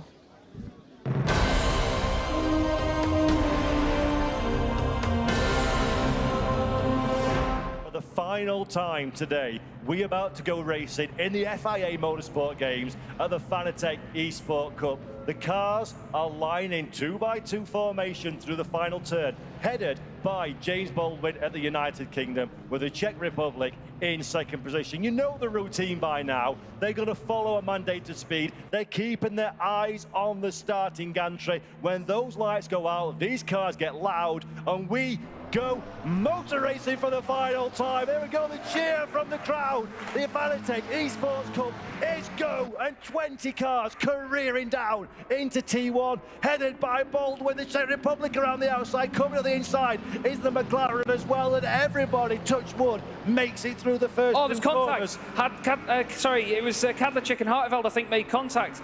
Where's Kadlacik on his way out wide? There was another car off with him as well. I was amazed that Harteveld didn't spin around there. But look, there's Kadlacik coming back in the pack. They're 4 wide as well. There's more and more contact. That's Sotomuto going out wide as well. He comes back into the middle of the road. We've got the McLaren as well. I think that's Mohamed Alif in the Singapore McLaren. A big check up in the middle. Oh, Jonathan Wong's around as well. Somehow, these guys, oh no, that's Sviderek around in front of the field. Amazing miss there by Kuhn, but flipping heck, Paul has just kicked off massive time. Yes, I was just about to say, literally, as I said, everyone got through cleanly. You told me someone had gone off, so that was the commentator's curse, but Kuhn did very, very well to not collect the spinning Sviderek from Poland. So Sviderek is still running on the track. The timing screens will update themselves in a moment, but there's a great fight we've got going on here as well. Norway, the back of a 3-car train, trying to find a way past Greece and Singapore. Do not go 3 wide into scene. That is bad news. There we go. Good stuff indeed. So Greece managed to make it through, and Norway just drops behind that train. And for a moment, Charles, I thought 3 wide, which has just got tears written all over it. Especially on the first lap as well. Tommy Erskard backed out of that one, and then of course the driver from Singapore just in front, Mohamed Alif. He was very much in the thick of that battle in the early stages, but now he's got to just focus on the back of that McLaren in front of him, which is Haris Mitropoulos, and there is a massive train of cars behind them because that's where the checkup happened. That's where the incident was. 3rd place and 2nd place making contact. I think, to be honest, Harteveld was down the inside at the first part of the chicane. He was on the outside for the second part, and I think at that point it was Kadlacik had to really slow down, and he lost it, went across the pack, and everybody had to back up. Which is just the problem, and that's, again, what we're saying about being in the middle of the pack. Exactly. Isn't it? You can make your own accident, or you can get involved in somebody else's incident. They don't have to be malicious. They don't even have to be aggressive. It can just be lots of cars, little space, everyone desperate to make a move. As we're seeing now, that's Oscar around the outside. In fact, that's Oscar defending, I think, from Singapore. The both cars managed to make their way through. So Tommy Oscar currently in 6th position. Indonesia it is, Singapore it is, just behind. This is what we've seen traditionally up to this point as Sotomuto tries to find a way through the inside down in 12th place. We found the first 2 or 3 laps are used just to settle into the race, and then that's when you can start making genuine and proper forward momentum. Yeah, it's all about setting yourself in a position, figuring out who's around you, what your sort of pace difference is in the early stages of the race. I want to mention Ben Spanky as well, the Slovakian driver who was ahead of Sotomuto there. Started 17th in this race, and now he's up to 12th position. So in the first lap, he's gained 5 places. There's Filipa Bukida just looking at what's going on around her, looking at the relative. You can see she's just taking in the information, checking what's going on with the car, the tyres.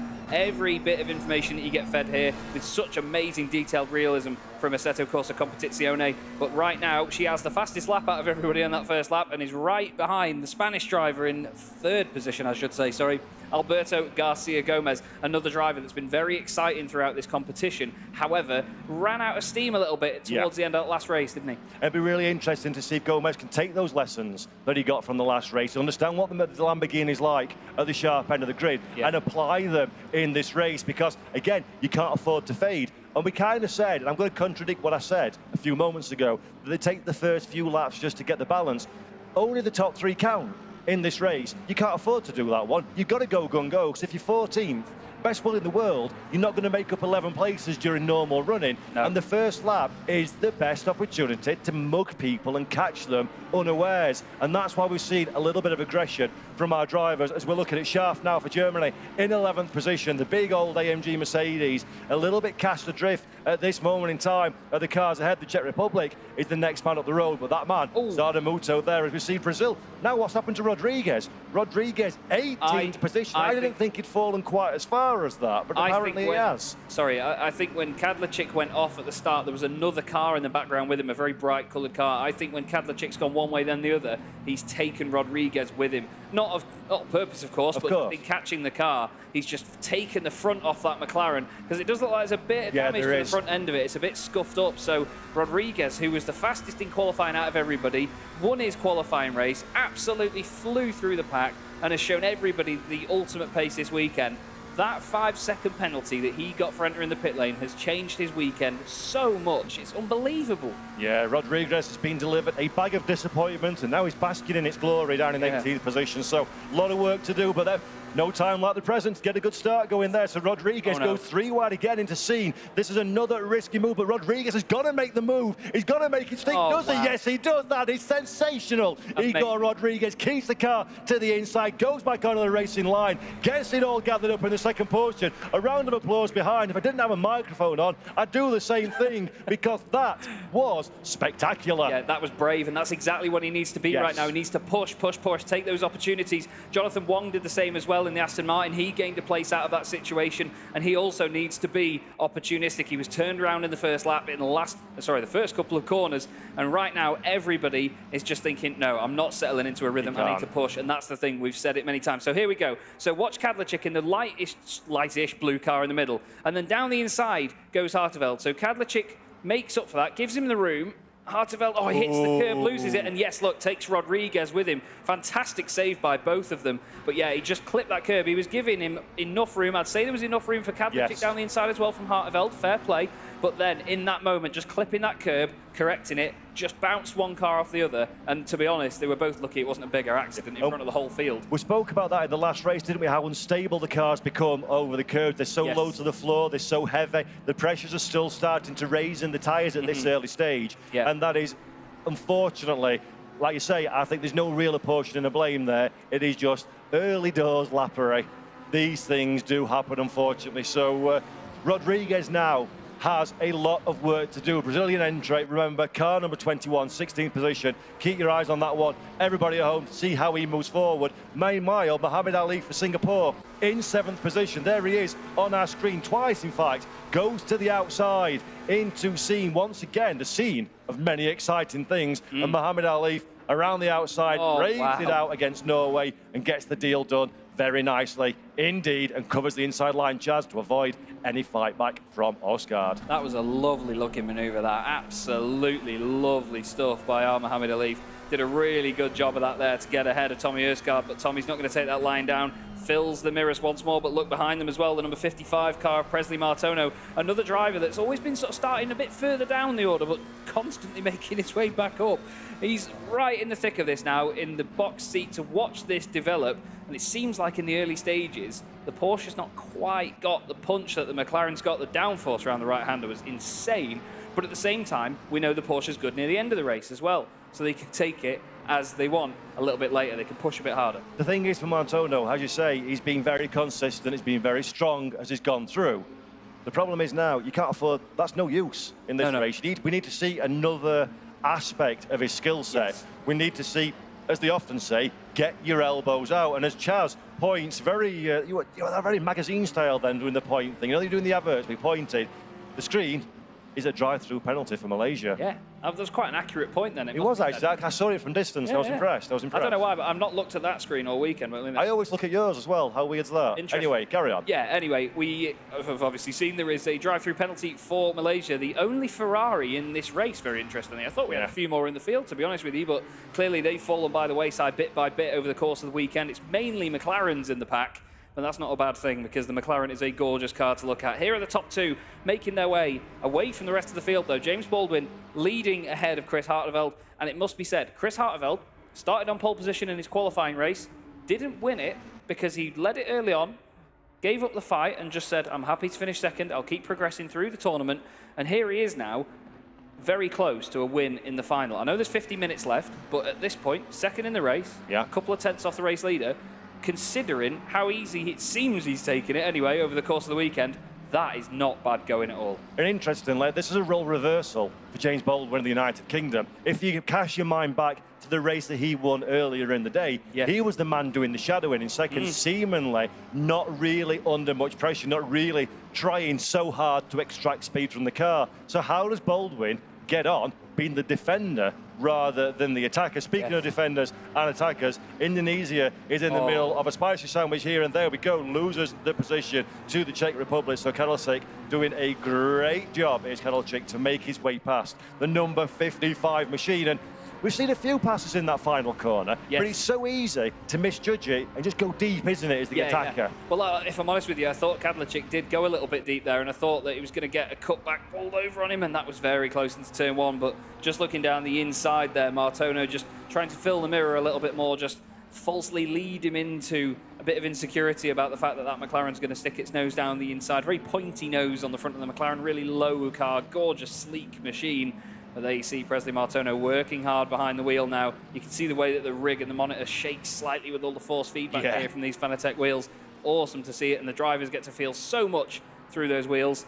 And of course that helps them compete at such a high level and to be so consistent as well, because they get such a hefty feel for it. They know where the grip is, you know, there's no sort of dead zone or anything where they can't feel any grip or understeer, for example. And also, that actually brings me on to an interesting fact while we've got a lull in proceedings.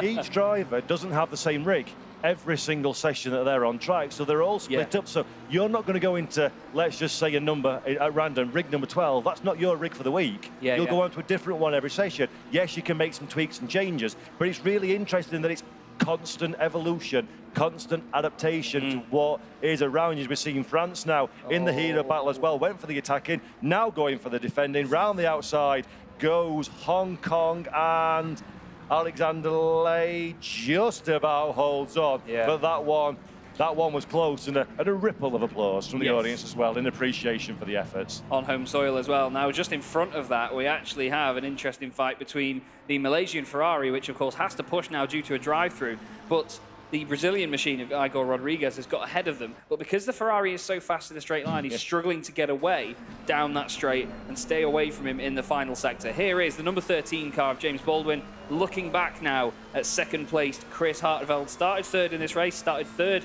in his semi-final as well. Finished second in said semi-final. So, is he going to do the same, or is he going to gain one more spot and go even one better than that and take the race win here? Well, that's what you do as a professional, isn't it? You improve each time. So third, second, natural. The only one to do for Chris Hartveld is first position, and that's what everybody wants, isn't it? They want that gold medal. That's something that you can't. It's, with the greatest will in the world, trophies are awesome. So I'm told. I've never won anything, but trophies are awesome in competition. But a gold medal is a gold medal. And that's a different kettle of fish altogether, isn't it, than a trophy. It's very few athletes in the world get the opportunity to take those home with them. And it's not just any race either. I mean, this is the FIA Motorsport Games, you know. This is a very serious competition, and it's for your nation. I can't reiterate enough that it's not just a sim racer driving for a team. You know, James Baldwin from Veloce, there's a lot of teams and drivers that have got amazing people here, but this is for the United Kingdom right now, and he's got the Netherlands against him, he's got Spain, Australia, Greece. All these countries have basically approved this, signed this off and said, look, go and represent your nation in this championship. And that is another point that's probably worth clarifying for anybody that didn't pick up on it earlier on. It's not like we've decided, hey, I've got a Spanish friend, so he's going to come and we're going to paint our car livery and call ourselves Spain. This has come from the governing body of motorsport for that country. They've had to go through a process. They've had to sign up with their governing body. They've had to apply and become part of this competition. So it's not just, I've got dibs on UK because I went first. We've gone, who are all the British sim racers and esport drivers? You, Sunshine, that have applied are the best of the bunch. You're coming with us. And that's... Yeah, it's like an international call-up in football, which I don't know much about, so please don't talk about football. But it's like an international call-up in your sport of choice. You said it, I think, in one of the earlier broadcasts.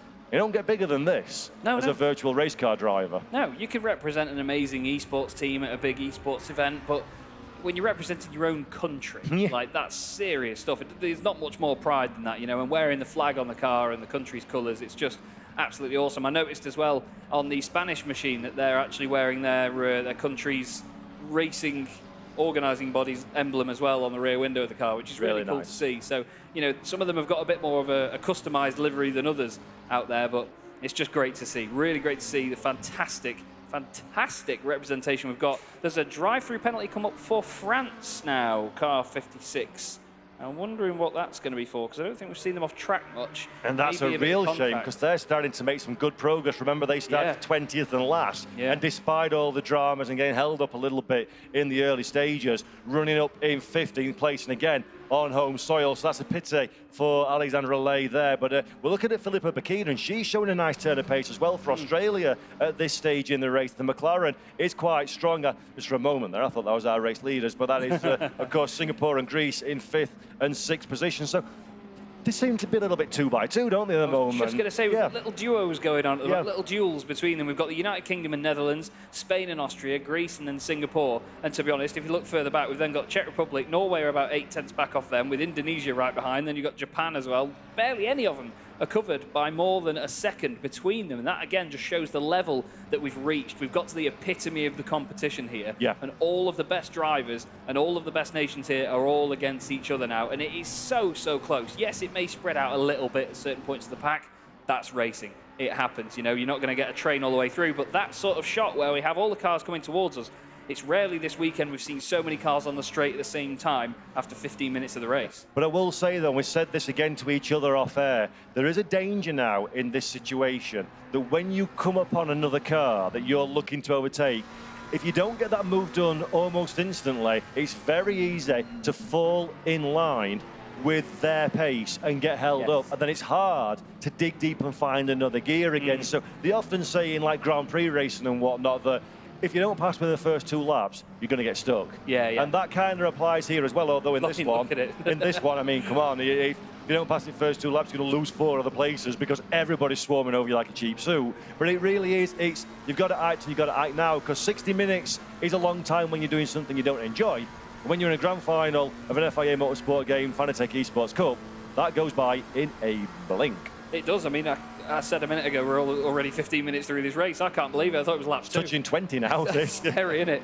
But it was great to see Sotomuto there for a second on board, as there's a move down the inside by Singapore as through goes Mohamed Ali. He started 9th in this race, and he's now up into 5th position ahead of Greece with Haris Mitropoulos at the wheel. McLaren versus McLaren, very similar hardware, as we've had quite a lot over the weekend. But I was just going to mention before, Sotomuto, who we look at here, nicely done, Mr. Director, right behind Tommy Erskgaard. These are 2 drivers that we've both seen over the course of the day, moving forward through the field. Right now, though, they don't seem to be making the same progress. Our wonderful commentator, Murray Walker, once said, you get through and get to the tough nuts to crack further up in the field. And it's one of my favourite phrases I've ever heard. And this is that point now. In the competition, they've got to the tough nuts. You've pointed there, though. There's another penalty being given out, Paul. Yeah, that's a real shame. So another drive-through penalty. It'll flash on our screen a little bit later on as to the reasoning behind it, but that's the Turkey car in 16th position. We're keeping our eye on Sotomuto for Japan. 10th position at the moment. That would have been a golden place to have been in the semi-finals and quarter-finals, but in this race, that is no use whatsoever. So Muto needs to start moving forward. He needs to get the proverbial skates on and find his way past the cars in front, because he's 1, 2, 3, 4, 5, 6, 7 places away from a medal at this moment in time, Chaz. And 7 places, that's not a nice feeling, I think, is it, as a driver? That's a big ask. No, definitely not. And I mean, there's so many drivers in this race that have had very roller coaster stories over the course of the weekend, where it might not have gone well in qualifying, and then they've progressed really well through their qualifying races and quarterfinals, and then even through the last chance races as well. It's a real shame we don't have any last chance drivers here, to be honest with you, because I think that would have been an amazing story to just see out of those who progressed where. But that's all academic now. All of these drivers were ones that completed their quarterfinals within the top 10, completed their semi-finals in the top 10. They've got the job done on more than one occasion, and here's a man that got the job done on more than one occasion in the last race as well. Tommy Erskgaard levels up with the McLaren. The Indonesian machine of Presley Martono tries to go around the outside. He's got a lot of grip in that car. The Porsche is a very, very stable machine, but look behind. Sotomuto says, look, there's an advantage, there's an opportunity, puts his nose down the inside.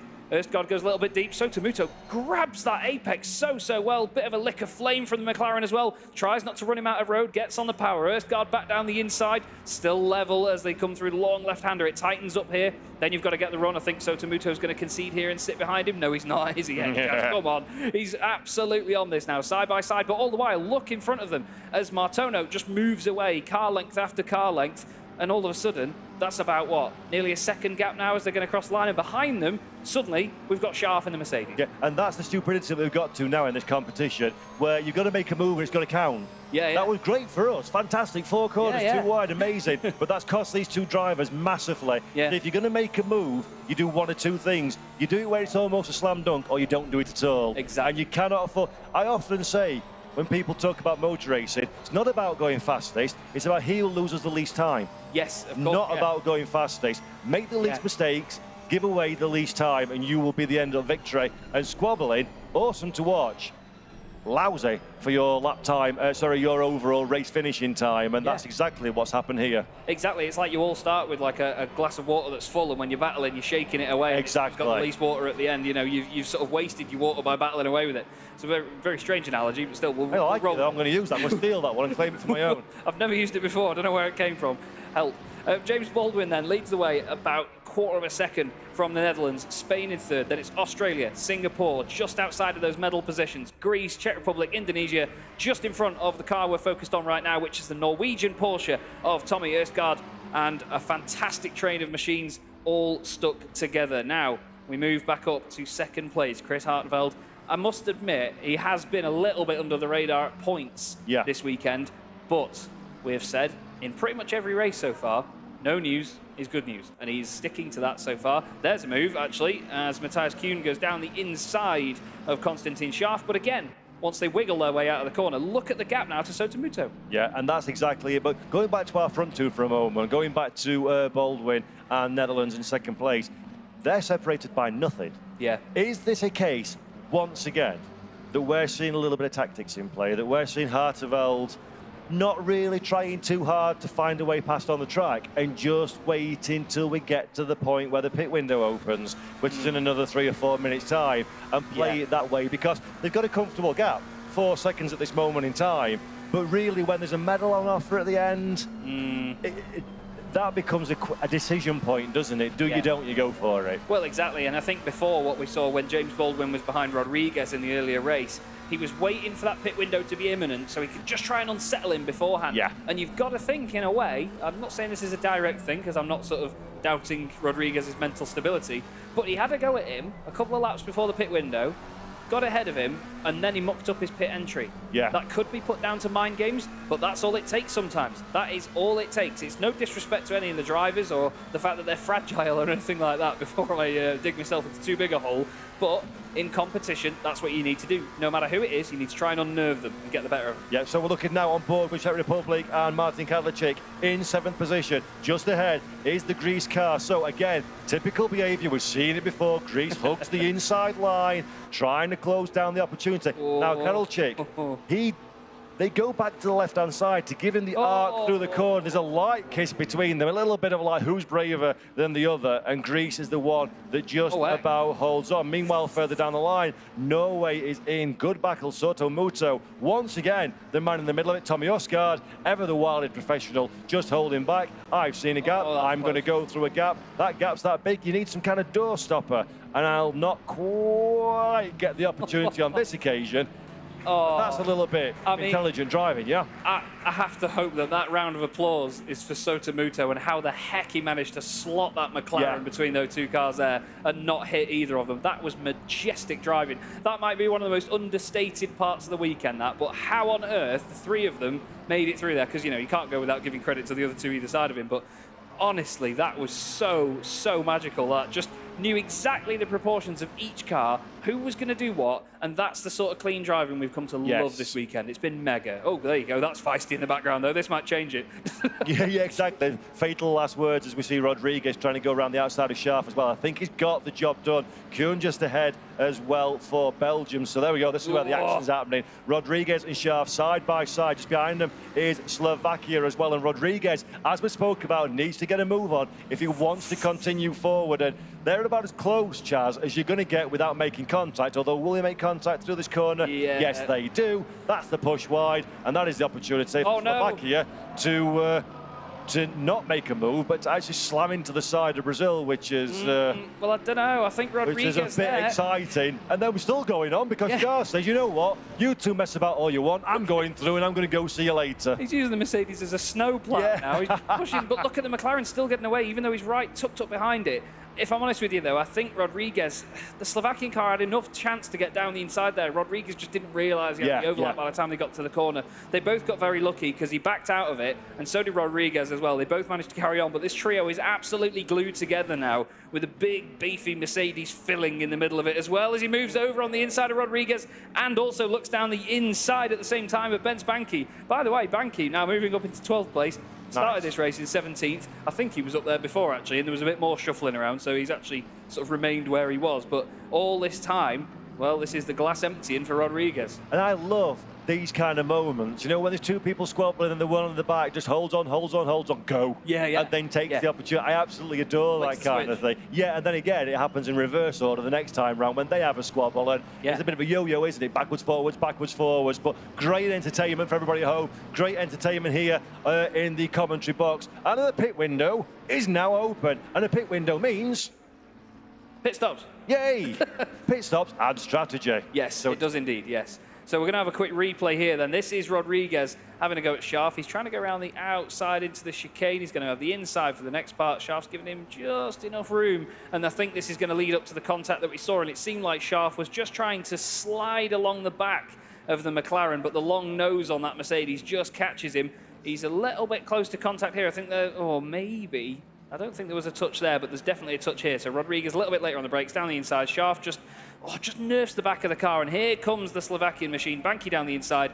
Yeah, Rodriguez just doesn't leave the room there for me, but it's a fantastic save all the same. And then Scharf just says, right, let me push you here, sunshine. Let's get past this big yellow, green and blue thing. Yeah, that was great stuff. He didn't leave him room at the same time as well. Banki was trying to overtake whilst using the majority of the curb, which is not where you would traditionally expect a car to sit. So 6-1, half a dozen of the other, all's fair in love and war. Everybody managed to survive it, which is the most important thing. And it's great scenes for us as once again, Japan on the move, defending this time from Norway. From everybody else as well, it seems like. And there we go, Sotsumoto pushed out wide, not physically, but by the presence of another car, and loses that position. So these three can't decide who wants to be the leader of the pack, can they? Because they keep swapping, which is only nice. We all play together nicely. We all swap each other. After you, sir, it's your turn. Oh, indeed. Well, Presley Martono there impressed me, Martono, it must be, because round that corner, I was at the bottom of the barrel, I've got splinters, but that was just amazing how he let off the brakes, really carried the momentum of the car in, and it just glued itself to the floor. Sotsumoto straight into the pits. He thinks, you know what, I don't want any of this noise anymore. Osgaard goes in with him as well. Two leaders have carried on, though, importantly. This is James Baldwin leading the pack ahead of Chris Harteveld, and the two of them still flying. We've had another car in the pits, which is Rodriguez. He's getting out of the fighting as well. He wants clear track, because that's where he just thrives, isn't it? So here's the fun game then, now that we like to play. The first of the front-running cars is Japan, 9th position, with the first to jump down pit lane. Let's keep our eye on that, see if he comes back out, Sotsumoto, in 9th or higher or lower. We have said all day long on the broadcast that from our observations, coming in earlier seems to be the stronger option, yet no one seems to do it at the front of the field, which... they're also more intelligent than us, so we probably got it wrong, but it seems to win. It seems to work every single time I do it. Is somebody missing a trick here, or is it different when you're at the front of the field? Why are people not jumping all over this option? I don't know, to be honest with you. I think I've said it a few times already that if you are out in front and you're into a rhythm and the car's feeling good and you can predict how it's developing over the course of a race and you don't want it to suddenly cool down by sitting in the pits for a minute and then have to get stuff up to temperature and sort of reacclimatise yourself and have that break mentally between fast laps, in laps and out laps. I think some drivers just think, right, I'm going to stay out as long as I can and just... maybe, again, that's a mental game. It's not something I've thought of until now. You could probably hear my brain click when it happened. But when you're out front, everybody else can see you still out front. And they have that in their head and they think, he's the guy in the lead. He's the one I need to beat. And if you hold that for as long as you can, you hold that joker in your hand, maybe people will start to sort of feel a bit more pressure to have to push to catch you up.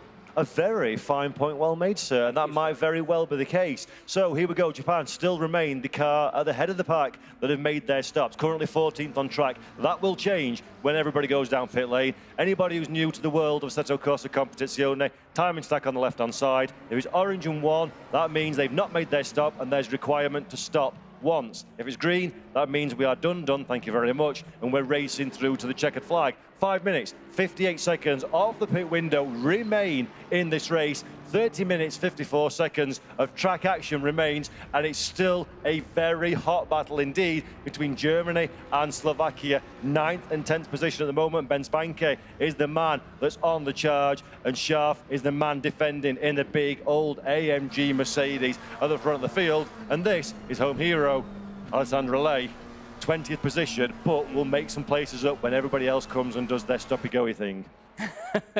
Well, there's 10 seconds back from Brazil to Poland, and then 20 seconds back from Poland to Turkey. So these guys, at the moment, they're a little bit on their own, but in a way they're not. They've still got somebody to fight with, somebody to race with, and that's the best thing. I mean, I'm sure we've both had races where we've made a mistake early on or been involved in an incident that wasn't our fault. Not an insurance claim sort of advert scenario, but, you know. But then you just drive around on your own at the back, and it can be so disheartening. You just think, I'm just going to park up. But we've seen a lot of drivers determined this weekend that have been in that scenario, and they've carried on all the way through, and they've got the job done, and hats off to them. These guys right now, at the end of the day, they have to keep pushing. There's no reason not to. You never know what can happen in front, what can happen at an event like this at such a high level. Things can break, and not as in the technology, I mean just people can just break and have that moment, and it can all fall apart. And it's also self-respect. Of course, it's self-respect, isn't it? Of course, there can only be 3 people that take a medal home at the end of today, but do you want to be the one who's the quitter? Out of 20 cars, do you want to be the one that walks away with your team's, with your country's colours on, and saying, no, I'm not doing this anymore because I can't win. I'm taking my toys home, you can't have the ball anymore. No, that's my you don't want to be. You don't want to be that person. And it's disrespectful to yourself, to your country, to your rivals, and to the event organisers. And as you say, we've seen people have absolute nightmares but stick with it, and I'd love to see that one. A massive credit to those people as well for staying with it and seeing it through to the conclusion, come good news or bad news. And it's good sportsmanship as well, not directly to another competitor, but just to the whole event. You know, it's not you can't only show sportsmanship to your other competitors. It can be to the organisers, the people involved, and a lot of other aspects to whatever event you're competing in. And to be able to do that is very, very important. Now the gap has opened up a little bit here from James Baldwin to Chris Harteveld. I say it's opened up. I mean, it's still less than a second, so he's in the slipstream of the McLaren in front. But he will be worrying at this point that you will start to lose that slipstream. And we know it's very important here at Paul Ricard to have that, to stay close together. Here's the car in third, by the way. For a Lamborghini to be subtle, a lot must be wrong with the world. But if I'm honest with you, Alberto Garcia Gomez has been very subtle in this race, despite the Lamborghini, despite the massive 5.2-litre V10 in the back, and despite the madly loud colour scheme that's all over it as well, and the fantastic supporters that he has here as well. He got a very big cheer. He's just been under the radar, somehow under the radar. But doing an incredibly solid job. Eking away from Bukida for Australia in 4th position, doing the business, staying sort of in touch with the 2 cars in front of him. But just we saw it briefly on the screen then, that Lamborghini. It looks a little bit more comfortable than last time we watched it in the previous races. Yes, we're still got 27 and a bit minutes of change left to go, but maybe there's been some changes to the way he approaches it, the way he drives. And that looks like it's in a better long-term prospect. And again, it goes from driver to driver who can manage the car in different ways, and he's actually come into the pits now as well. Get it cooled down for a minute. Singapore also in as well. That promotes Felipe Bukida up into 3rd position. Czech Republic staying out as well. That's a great shot of the Lamborghini. Really is. What a gorgeous race car the Lamborghini Huracan GT3 Evo is. Easy for me to say. So we've got drivers now making their way out of the pit lane once again. Let's keep our eye on Japan as well, because obviously that was the car that first came in from 7th position. Ninth position. I've got. There we go. Apologies. Yes, he's 10th at the minute. Oh, side-by-side action here. Alexandre Lay side-by-side with the Malaysian driver of Nakib Aslan. Fallen a bit by the wayside as well in this race, to be honest, but these guys fighting at the back of the field. Keeping our eye on the timing tower on the left, though. It looks like Spain have emerged from the pit lane, still ahead of Singapore and Greece, but they could still change position coming out of the pit lane and through the first sector. We'll wait for that to update. Oh, we've seen this before as well. When somebody's come out of the pit lane and has track position, it takes a little while just to get yourself and your car back up to temperature, back up to pressure again. Sure. So if you're the car that's hot if you're the car that's been on track and you're in the zone, and someone comes out of pit lane, a 4-second gap can diminish rapidly compared to normal racing conditions, can't it? Yeah, definitely. All it takes is one poor sector and that's it. Yeah. The top 4 will be coming in on this lap. We've got a minute and a quarter left to go. It's nearly 2 minutes a lap round here at Circuit Paul Ricard. So they will be coming in this time round, and then we will wait and see if anybody just overdoes it on pit entry, maybe speeds in the pit lane, because there's still that element of things to consider. We may have 26 minutes of this race left, but the pit stops are not just a tick box exercise. Exactly. You have to get it right. You have to follow procedure. You cannot overdo it. These guys, very tentative out the last corner, but they don't cross that white line importantly. And that was what I was just about to say. We've got live FIA stewards here for this event, and they are looking for things like procedural breaks where you go over the pit lane line on the way in and the way out. Not just the speed limit that we're used to as esports sim racers, but the actual markings on the racetrack, just like real life. We've seen 5-second penalties handed out like sweeties for that one in earlier events. So all these little things are the things that can undo months of preparation and a full day of great work for one seemingly innocuous little mistake, as everybody now, Chaz, has been down pit lane. So the pit window is going to close in 5 seconds, but everybody's done their business now, and let's see how things shake out. Well, I'm looking at Kadlachik, and he's still in the pits, and he's still not fulfilled. Oh, no, it's gone green now. It's just gone green, so I think he's just going to be a bit further down than the rest of them. He's coming out of the pit lane right now. He would have been near the front end of the pit lane as well, right down the far end. You mentioned sweeties, though. You're still thinking about the hotel, aren't you? I really like those sweeties. I love them. But at the top of the field, then, Felipe Bukida is in 3rd position right now, and the Spanish machine, well, actually, no, look, there you go. I'm getting ahead of myself. We just saw the Spanish Lamborghini there coming through in 3rd, and there you go. It does tick over. So I'm getting ahead of myself and the timing tower here, Paul, but it seems like everybody's got it right in this one. They've known by now. They've had the practice over the course of the weekend. Now we've got a 24-minute sprint to the end. But once again, our observation of pitting early is a good way to go. Look at Japan. It's only one place, but it's still one place. They've made a gain. So again, coming in first seems to be the way forward. It's a bit too late now because we've got no more pit stops for the 2022 FIA Motorsport Games Fanatec Esports Cup. They're over and done with for another campaign, but great for Satomoto to make that move and to gain a position. It's a free overtake. Why wouldn't you? It costs you nothing. There's no disadvantage. It's not like you've got to do a longer second stint because you keep the same boots on. Exactly. So it's a done deal as far as I'm concerned, unless you hit traffic, and then it's bye-bye to everything. Well, it's even fuel-wise as well. It's not a loss. You know, you have to put a litre of fuel in, and I mean, I think I could put a litre of fuel in myself quicker than a lot of these teams could put it in the car, to be honest.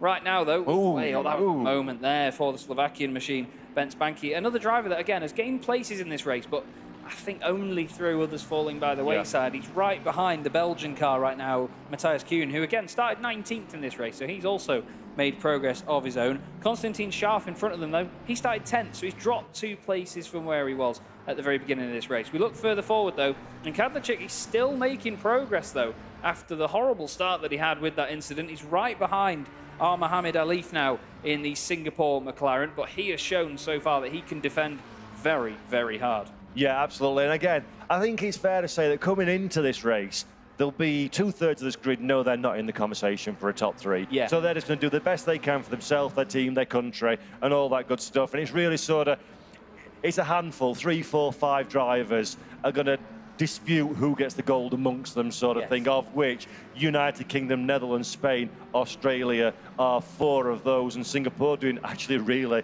really good work at this moment in time. It's more a case of who's going to get what, or try not to get involved in something silly and take yourself out of contention. And that's exactly what's proven to be, but it's still made a fantastico race for this final event. It's been absolutely awesome, you know, every element to this. The whole competition, each race we've had has had its own different element and different added spice, you know. It's been really good fun to watch.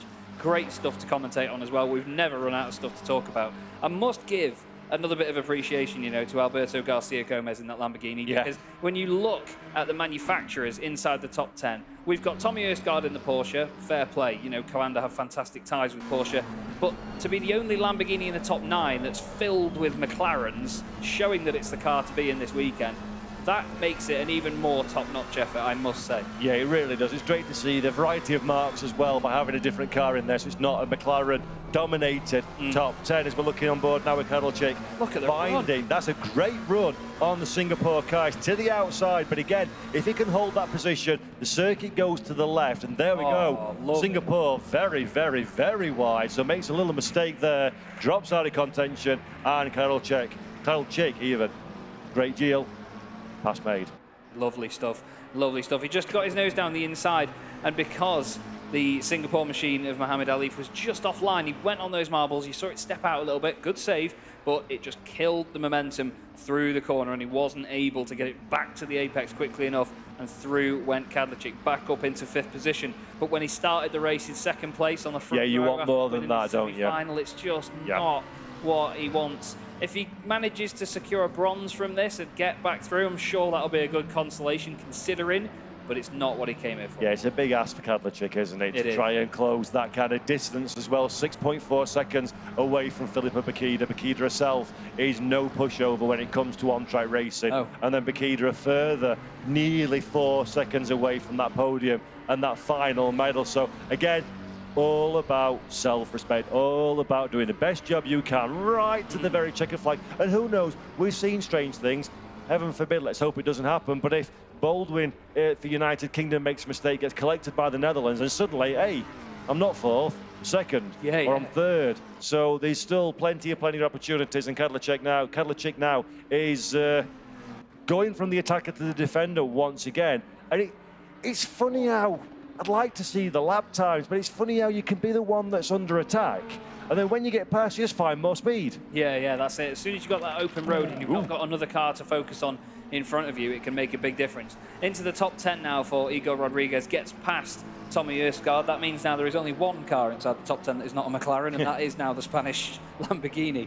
But I must say, Tommy Erskard has made that Porsche look like an absolute beast this weekend compared to a lot of the other teams that had it. No disrespect to them, of course, but he's risen above the others so far in this competition and done a phenomenal job of it. Igor Rodriguez, though, I'm absolutely gutted that we didn't get to see the drive-through from 5th that we were expecting and hoping for, because we knew it was coming. We absolutely did. But instead, we've had this drive-through from the very back of the field, all the way up through the order. It's just not going to give him the result that, admittedly, no disrespect again to any of the other teams, that car deserves a medal this weekend for the performance they've done all weekend. To be fair, man, it deserves a medal for the livery, because that looks sensational on the McLaren 720S. Meanwhile, let's have a look a little bit further down the running order. The battle between Belgium and Germany continues for 12th and 13th position. So this moment in time, Schaaf just holding on to that 12th position. And as we've said, that many times I'm bored of hearing myself say it, never mind what people at home think. When you squabble, you bring yourself into the cars behind you. And that's exactly what's happening, because look at that. We're starting to get people, we're starting to get Slovakia, starting to get Hong Kong as well joining into that fight. And I suppose at this point, there's no point. What's the point playing the tactics game when you're outside the top 10 anyway? You're just going to have some fun. Well, that's Make a great race of it. And again, as we've discussed, seat time is so important. That's what you need. Even if you've just got a bit of seat time now, you could have done 1,000 laps of Paul Ricard before now. But at the end of the day, you're in a competitive environment and you're getting different seat time to what you do just at home in your own sim, or maybe at a team facility. More and more sim racing teams now are getting their own facilities in these buildings. It's absolutely incredible. But to do it here on stage in front of a live audience, in front of us two Muppets and everybody else that's organising it, there's so much different pressure from many different angles. You've got the photographers, the videographers, which I must say have been amazing this weekend.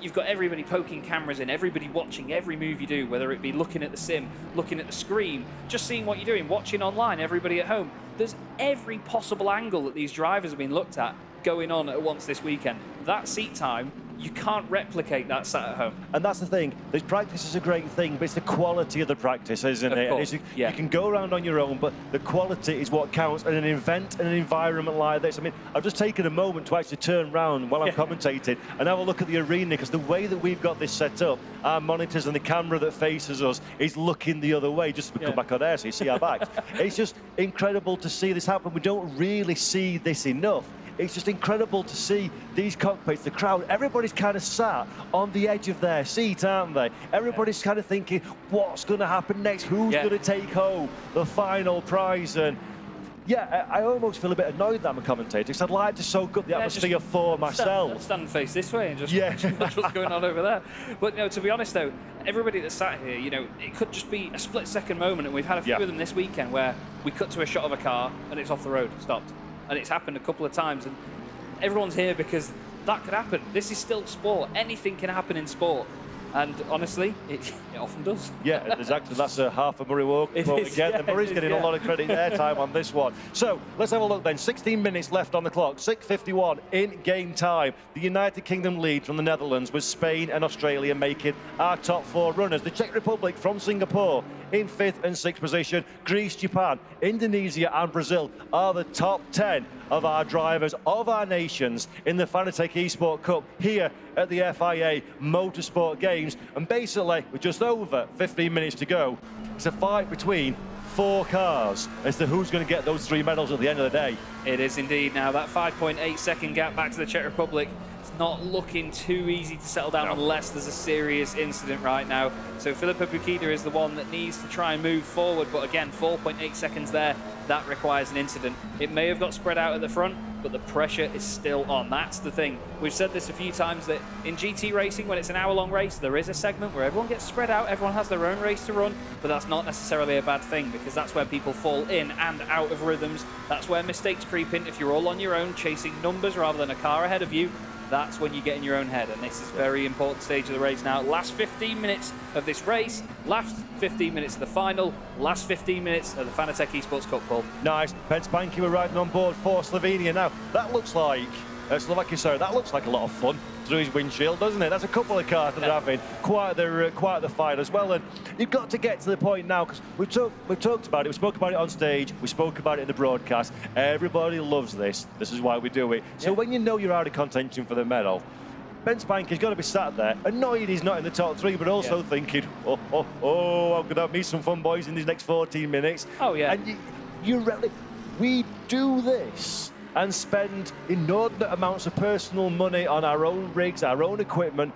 We do this because we absolutely adore it. And there is nothing more enjoyable than going too wide with someone you know, someone you respect, and having yourself a real good race. And these guys all respect each other now because they've been at it at the top level. And they take that at home. You know, they take racing online against these sorts of people at home. You know, it's amazing racing. And let's not forget as well, simulation racing.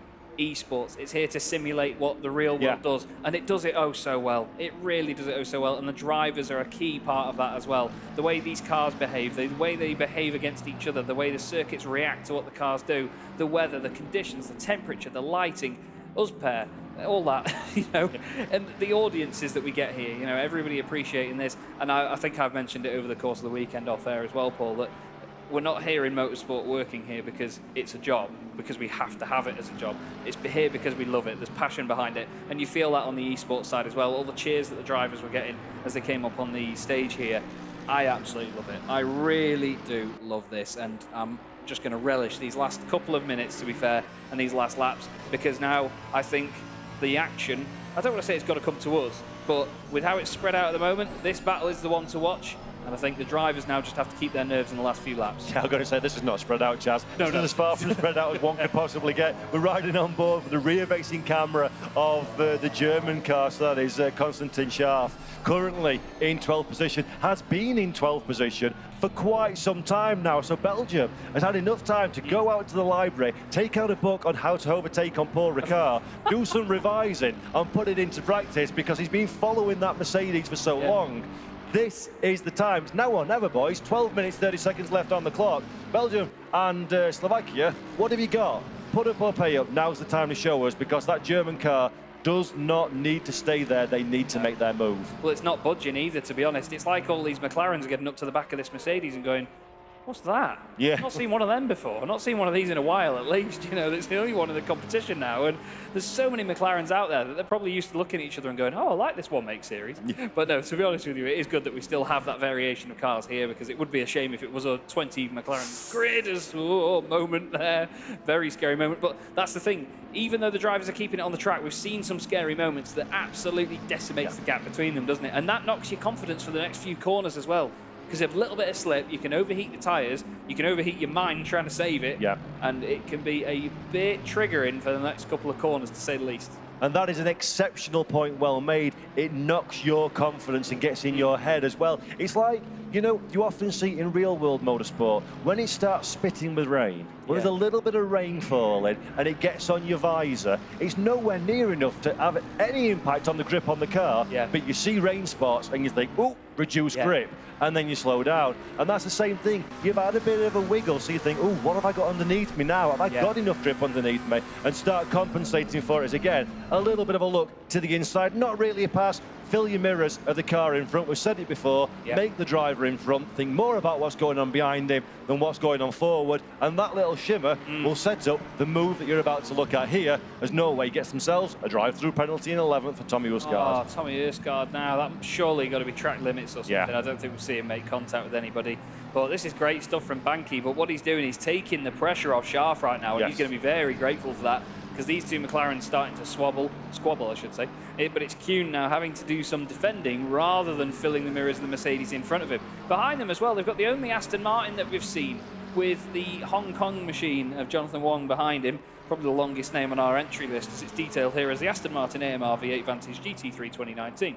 One of the best looking cars in the world, though, when it comes to GT racing, and a fantastic noise as well from the massive beefy V8 in that car. Interesting that the McLarens are V8s as well, but a much higher revving turbocharged V8, so they make an interesting noise. I imagine, to be honest, that Kuhn made an interesting noise there, where he saw the Slovakian car pop out from behind him so close to the right-hander, Paul. Yeah, really good. And that's, again, it's not a genuine passing attempt. It's trying to unsettle the car in front, to make them make a mistake, to make them run just like that, like Kuhn's just done then. Run a little bit wide, compromise himself. Now, that Banky looks to the inside again, goes to the outside, now tries to cut back to the inside, now concentrates on getting the run out of this section of corner, get power down earlier, charge earlier, to put himself in a prime position to go and do something magical further around the lap. You could say he's banking on the car in front making a mistake. Wonderful. It is. You wonderful. Here's Haris Mitropoulos. Another driver, again, that despite the very striking Greek livery on this car, I do like has fallen under the radar a little bit. We were saying earlier, we like these white liveries with a splash of colour on them, especially when it's themed colour as well. With the big Greek flag on that car, it looks absolutely mega on the McLaren. I do like the 720S in white, but to be honest, it's not something that Tommy Husgaard is going to be focused on. He has a drive-through penalty, and as confirmed there, it is for track limits. And as we've suspected once again. Yeah, we've not seen a lot of it this weekend, but it doesn't mean that it's not there, does it? Well, I mean, just to sort of reiterate what we said earlier for anybody who didn't catch it first time, drive-through for track limits can be allocated in two ways. Way number one is as controlled by the software. So 3 strikes, and on the 4th strike, it gives you an automatic penalty. Also, it can be given if it's an obvious cut, i.e. there's a chicane, I'm not bothered about the chicane, I'll make it an oval. The stewards, the live stewards, can apply whatever they see fit as well. So that is clearly a case, because it's so late in the race, Husgaard, that he's just had 3 of those minor cuts. And the software, as I said before, if you go off track to avoid a crashed car, or go off track just because you run a bit wide, it's still a cut. Exactly, there's no human logic in there. Yeah, it doesn't look at context, does it, as to why you're out there off the circuit. If you've been bashed off there, you know, it's like, you're naughty, you're off the circuit.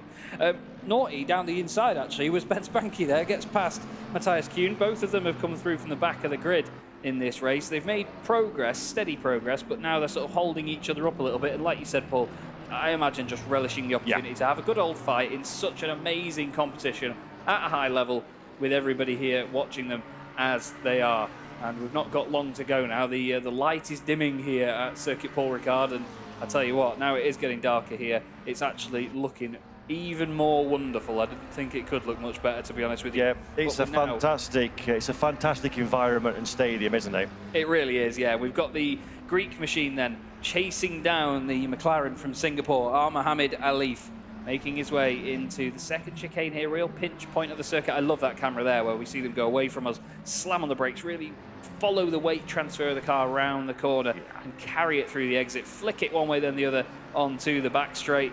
It is mega, really mega stuff. Yeah, it's a beautiful track, and I think you mentioned it before earlier in the weekend, maybe not necessarily today. Paul Ricard is one of those circuits that it's just absolutely sensational for GT3 racing cars. It's just, it allows you to go too wide. It allows you to race with your rivals, and you can go too wide on multiple corners for good measure as well. Well, there's some too wide as well now as the Brazilian machine of Igor Rodriguez continues to make progress forward. The two McLarens, well, bouncing off each other in a straight line rather unnecessarily, it has to be said. That was the Indonesia car of Presley Martono. They don't need to make contact in a straight line, to be honest with you, but at the end of the day, they're just giving each other a little love nudge to say, here we are, we're racing against each other. Absolutely feisty stuff, Paul. Yeah, we like a bit of feist. A bit of feist is exciting. Igor Rodriguez, once again, out on track for Brazil, having himself a really good charge, a really good race at this moment in time with Indonesia. And we've got 5 minutes, 57 seconds left on the clock. Paul's question time once again for Mr. Chaz Draker, who for you is the unofficial driver of the day today. We've seen some sensational performances from everybody, really, so it's hard to pick. If I'm honest, and this is going to seem really biased, I think I'm going to have to say James Baldwin. He's been leading pretty much most of the time we've seen him, but he's remained so solid throughout. You know, we've seen drivers lead races, and we've seen them get exciting and do, not crazy things, but, you know, there's a bit more excitement. As I said before, exciting isn't always fast. Yeah. You know, they maybe put themselves in a bit of a risky situation. James just seems so calculated all of the time. If it's not him, it's definitely the Spaniard, Alberto Garcia Gomez. I mean, the fact that Lamborghini is up there in a McLaren fest of a top 10 is just brilliant. Really brilliant. What about you? I'd actually, for fear of being boring, say the exact same. Baldwin, because it's been an incredible performance. It's always hard to look past a winner. Yeah. But Gomez, not only, as you say, it's the Lamborghini that's in the top 10 in a field full of McLarens. Not only is he a medal winner, but he's had some damn fine racing. Yeah, Great defending in previous races. Intelligent race car. Was it the last race where he was being passed and then he repassed again, even though we thought he'd get dropped away? It's just never say die, never give up attitude. Meanwhile, let's talk about Singapore going to the inside now with Greece around the outside through. Greece gets the job done. Singapore drops down to 6, and Mitropoulos goes immediately on the defensive as well. Can he hold the car in tight? Yes, he can. We're going to go back to Brazil as well now. There's a round of applause for the audience. Brazil and Igor Rodriguez trying to find his way past. Not enough racing room, and this race is a gift that keeps on giving. 4 minutes left to go, and everybody's not giving up yet. No, this is all bragging rights now. This is all they want, is just to say, ha, I finished ahead of you. This is mental games. This is what they need to do, because you never know if they end up in a similar competition further down the line. If they can think, oh, we beat them last time, let's do it again. That's honestly the long-term mental game, and it's not just about this competition anymore. We're thinking 2 years' time for the next one. They could do it again. It's also much more short-term. It's been, I'm sure, I'm speaking on behalf of everyone that's racing, an absolutely exceptional weekend without fail. And you also want to end it with a really good memory. Yeah. You don't want to be the guys like, oh, the last race I tooled around on my own. You want to do what this boy's doing now, Igor Rodriguez. You want to go too wide with 3.5 minutes left to go. Rodriguez to the inside. We have got not quite able to get it done and dusted in the first corner, but this is going to lead on to the next section of the lap, and another opportunity again. Strike while the opportunity presents itself. That is the lesson that all of these drivers have learned today, riding on board now with Rodriguez. And let's have a look at how upset and unstable that Indonesian car is in front. It actually, Chaz, that looks pretty decent at this stage, doesn't it? It looks very solid indeed. He's not really having to fight it at all, to be honest with you. He's just caressing it around that section of the circuit. And now Igor Rodriguez is going to tuck into the slipstream on this back straight, push the McLaren as hard as he can, and once again try and make a move just up the road as well. We've got Singapore all over the back of Greece now. This is Mohamed Alif and Harris Mitropoulos, and Harris is literally flinging a car almost off the road to stay out of the way. He holds the inside line, turns in a little bit late, but still nothing untoward going on there. Great racing between the two of them. Then, once again, we cut back to Brazil against Indonesia. Round the outside goes Igor Rodriguez. He's going to run a little bit wide, and there's a bit of a contact moment there. They're still right together, still banging doors once more. That's a good 5 or 6 times already now, Paul. But somehow, absolutely somehow, Presley Martono manages to hold on. What a boy. Yeah, great stuff from Martono for Indonesia there, really holding on to the car, really holding back Igor Rodriguez as well. And both of these drivers have been thoroughly enjoying it. The audience are enjoying it out there as well. We've only got 2 minutes left on the clock. This is nearly over. The FIA Motorsport Games Fanatec Esports Cup, the esports part of the FIA Motorsport Games in 2022, comes down to the final 1 minute and 53 seconds and comes down to this great battle between Brazil and Indonesia for the final spot in the top 10 placings, although sadly away from the medals at this stage. Well, that's it.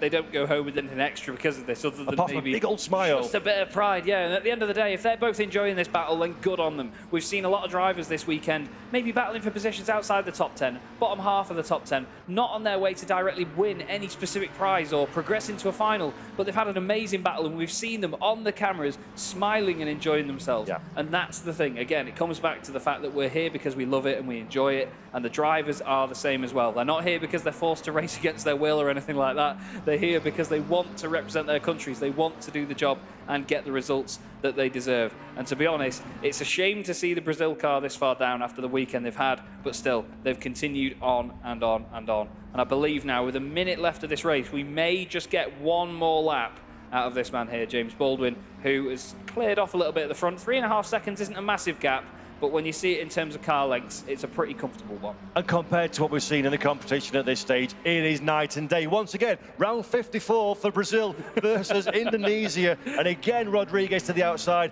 Again, not quite enough racing room. They give each other a little bit of space, but only just. Rodriguez can't get the car back to the inside. Indonesia keeps it nice and tight, doesn't give any decent opportunities for Rodriguez and Brazil to find a way past them. That's going to go on to a final lap, because there's our race leader, James Baldwin, crosses the line before the timer hits 0. So we are on the final lap. I know, I'm a bit sad now, actually. It's, honestly, though, at this point of the competition, you can sit here and say, stand there and say, it's gone so quickly. At this point, we started with the last chance races yesterday. Our colleagues DJ Clark and Jesse Lee were covering the qualifying quarterfinals, and it was just great fun to watch. We jumped on stage, got on with the job, and it seems like we only started a few hours ago. Yeah. You know, it's gone so quickly, and what a hell of a competition this has been. I mean, the countries that we've got represented here, all 57 of them, have all done a mega job, not just on the track virtually here this weekend or under this amazing roof that we've got. This building is phenomenal, but the fact that they've got them here, they've had the support from their governing bodies, their countries, to come and do this. And to be honest, I'm going to find it hard to not be a little bit proud to see the United Kingdom car leading its way around into the final corner. I'm glad you said leading its way rather than taking the victory, because there's still half a lap to go, and absolutely anything can happen. Luca Lozio, remember, ran out of fuel in one of the quarterfinals on the final lap, so anything could happen. But you're right, that is James Baldwin at this moment in time for the United Kingdom with a 3.5 second just under lead from the Netherlands and from Chris Herker, and then Spain, the Lamborghini, is the last of the podium sitting drivers, Alberto Garcia Gomez, at this moment in time. The big red zeros at the top of the screen, that means it is just the case of bring it home, boys, isn't it? It is indeed. James Baldwin in the McLaren 720 SGT3 is coming round the final corner now to get the job done, Paul. Here we go. So the final corner of the FIA Motorsport Games 2022. We have our winner, James Baldwin, and now it is time for the national anthem of our race winner, James Baldwin and Great Britain. A great race at the Fanatec Esports there, and it was James Baldwin who took the gold for Team UK, adding to their medal table. Congratulations, Team UK and James. Very happy with his results, and of course spraying the champagne. Always a favourite with the drivers.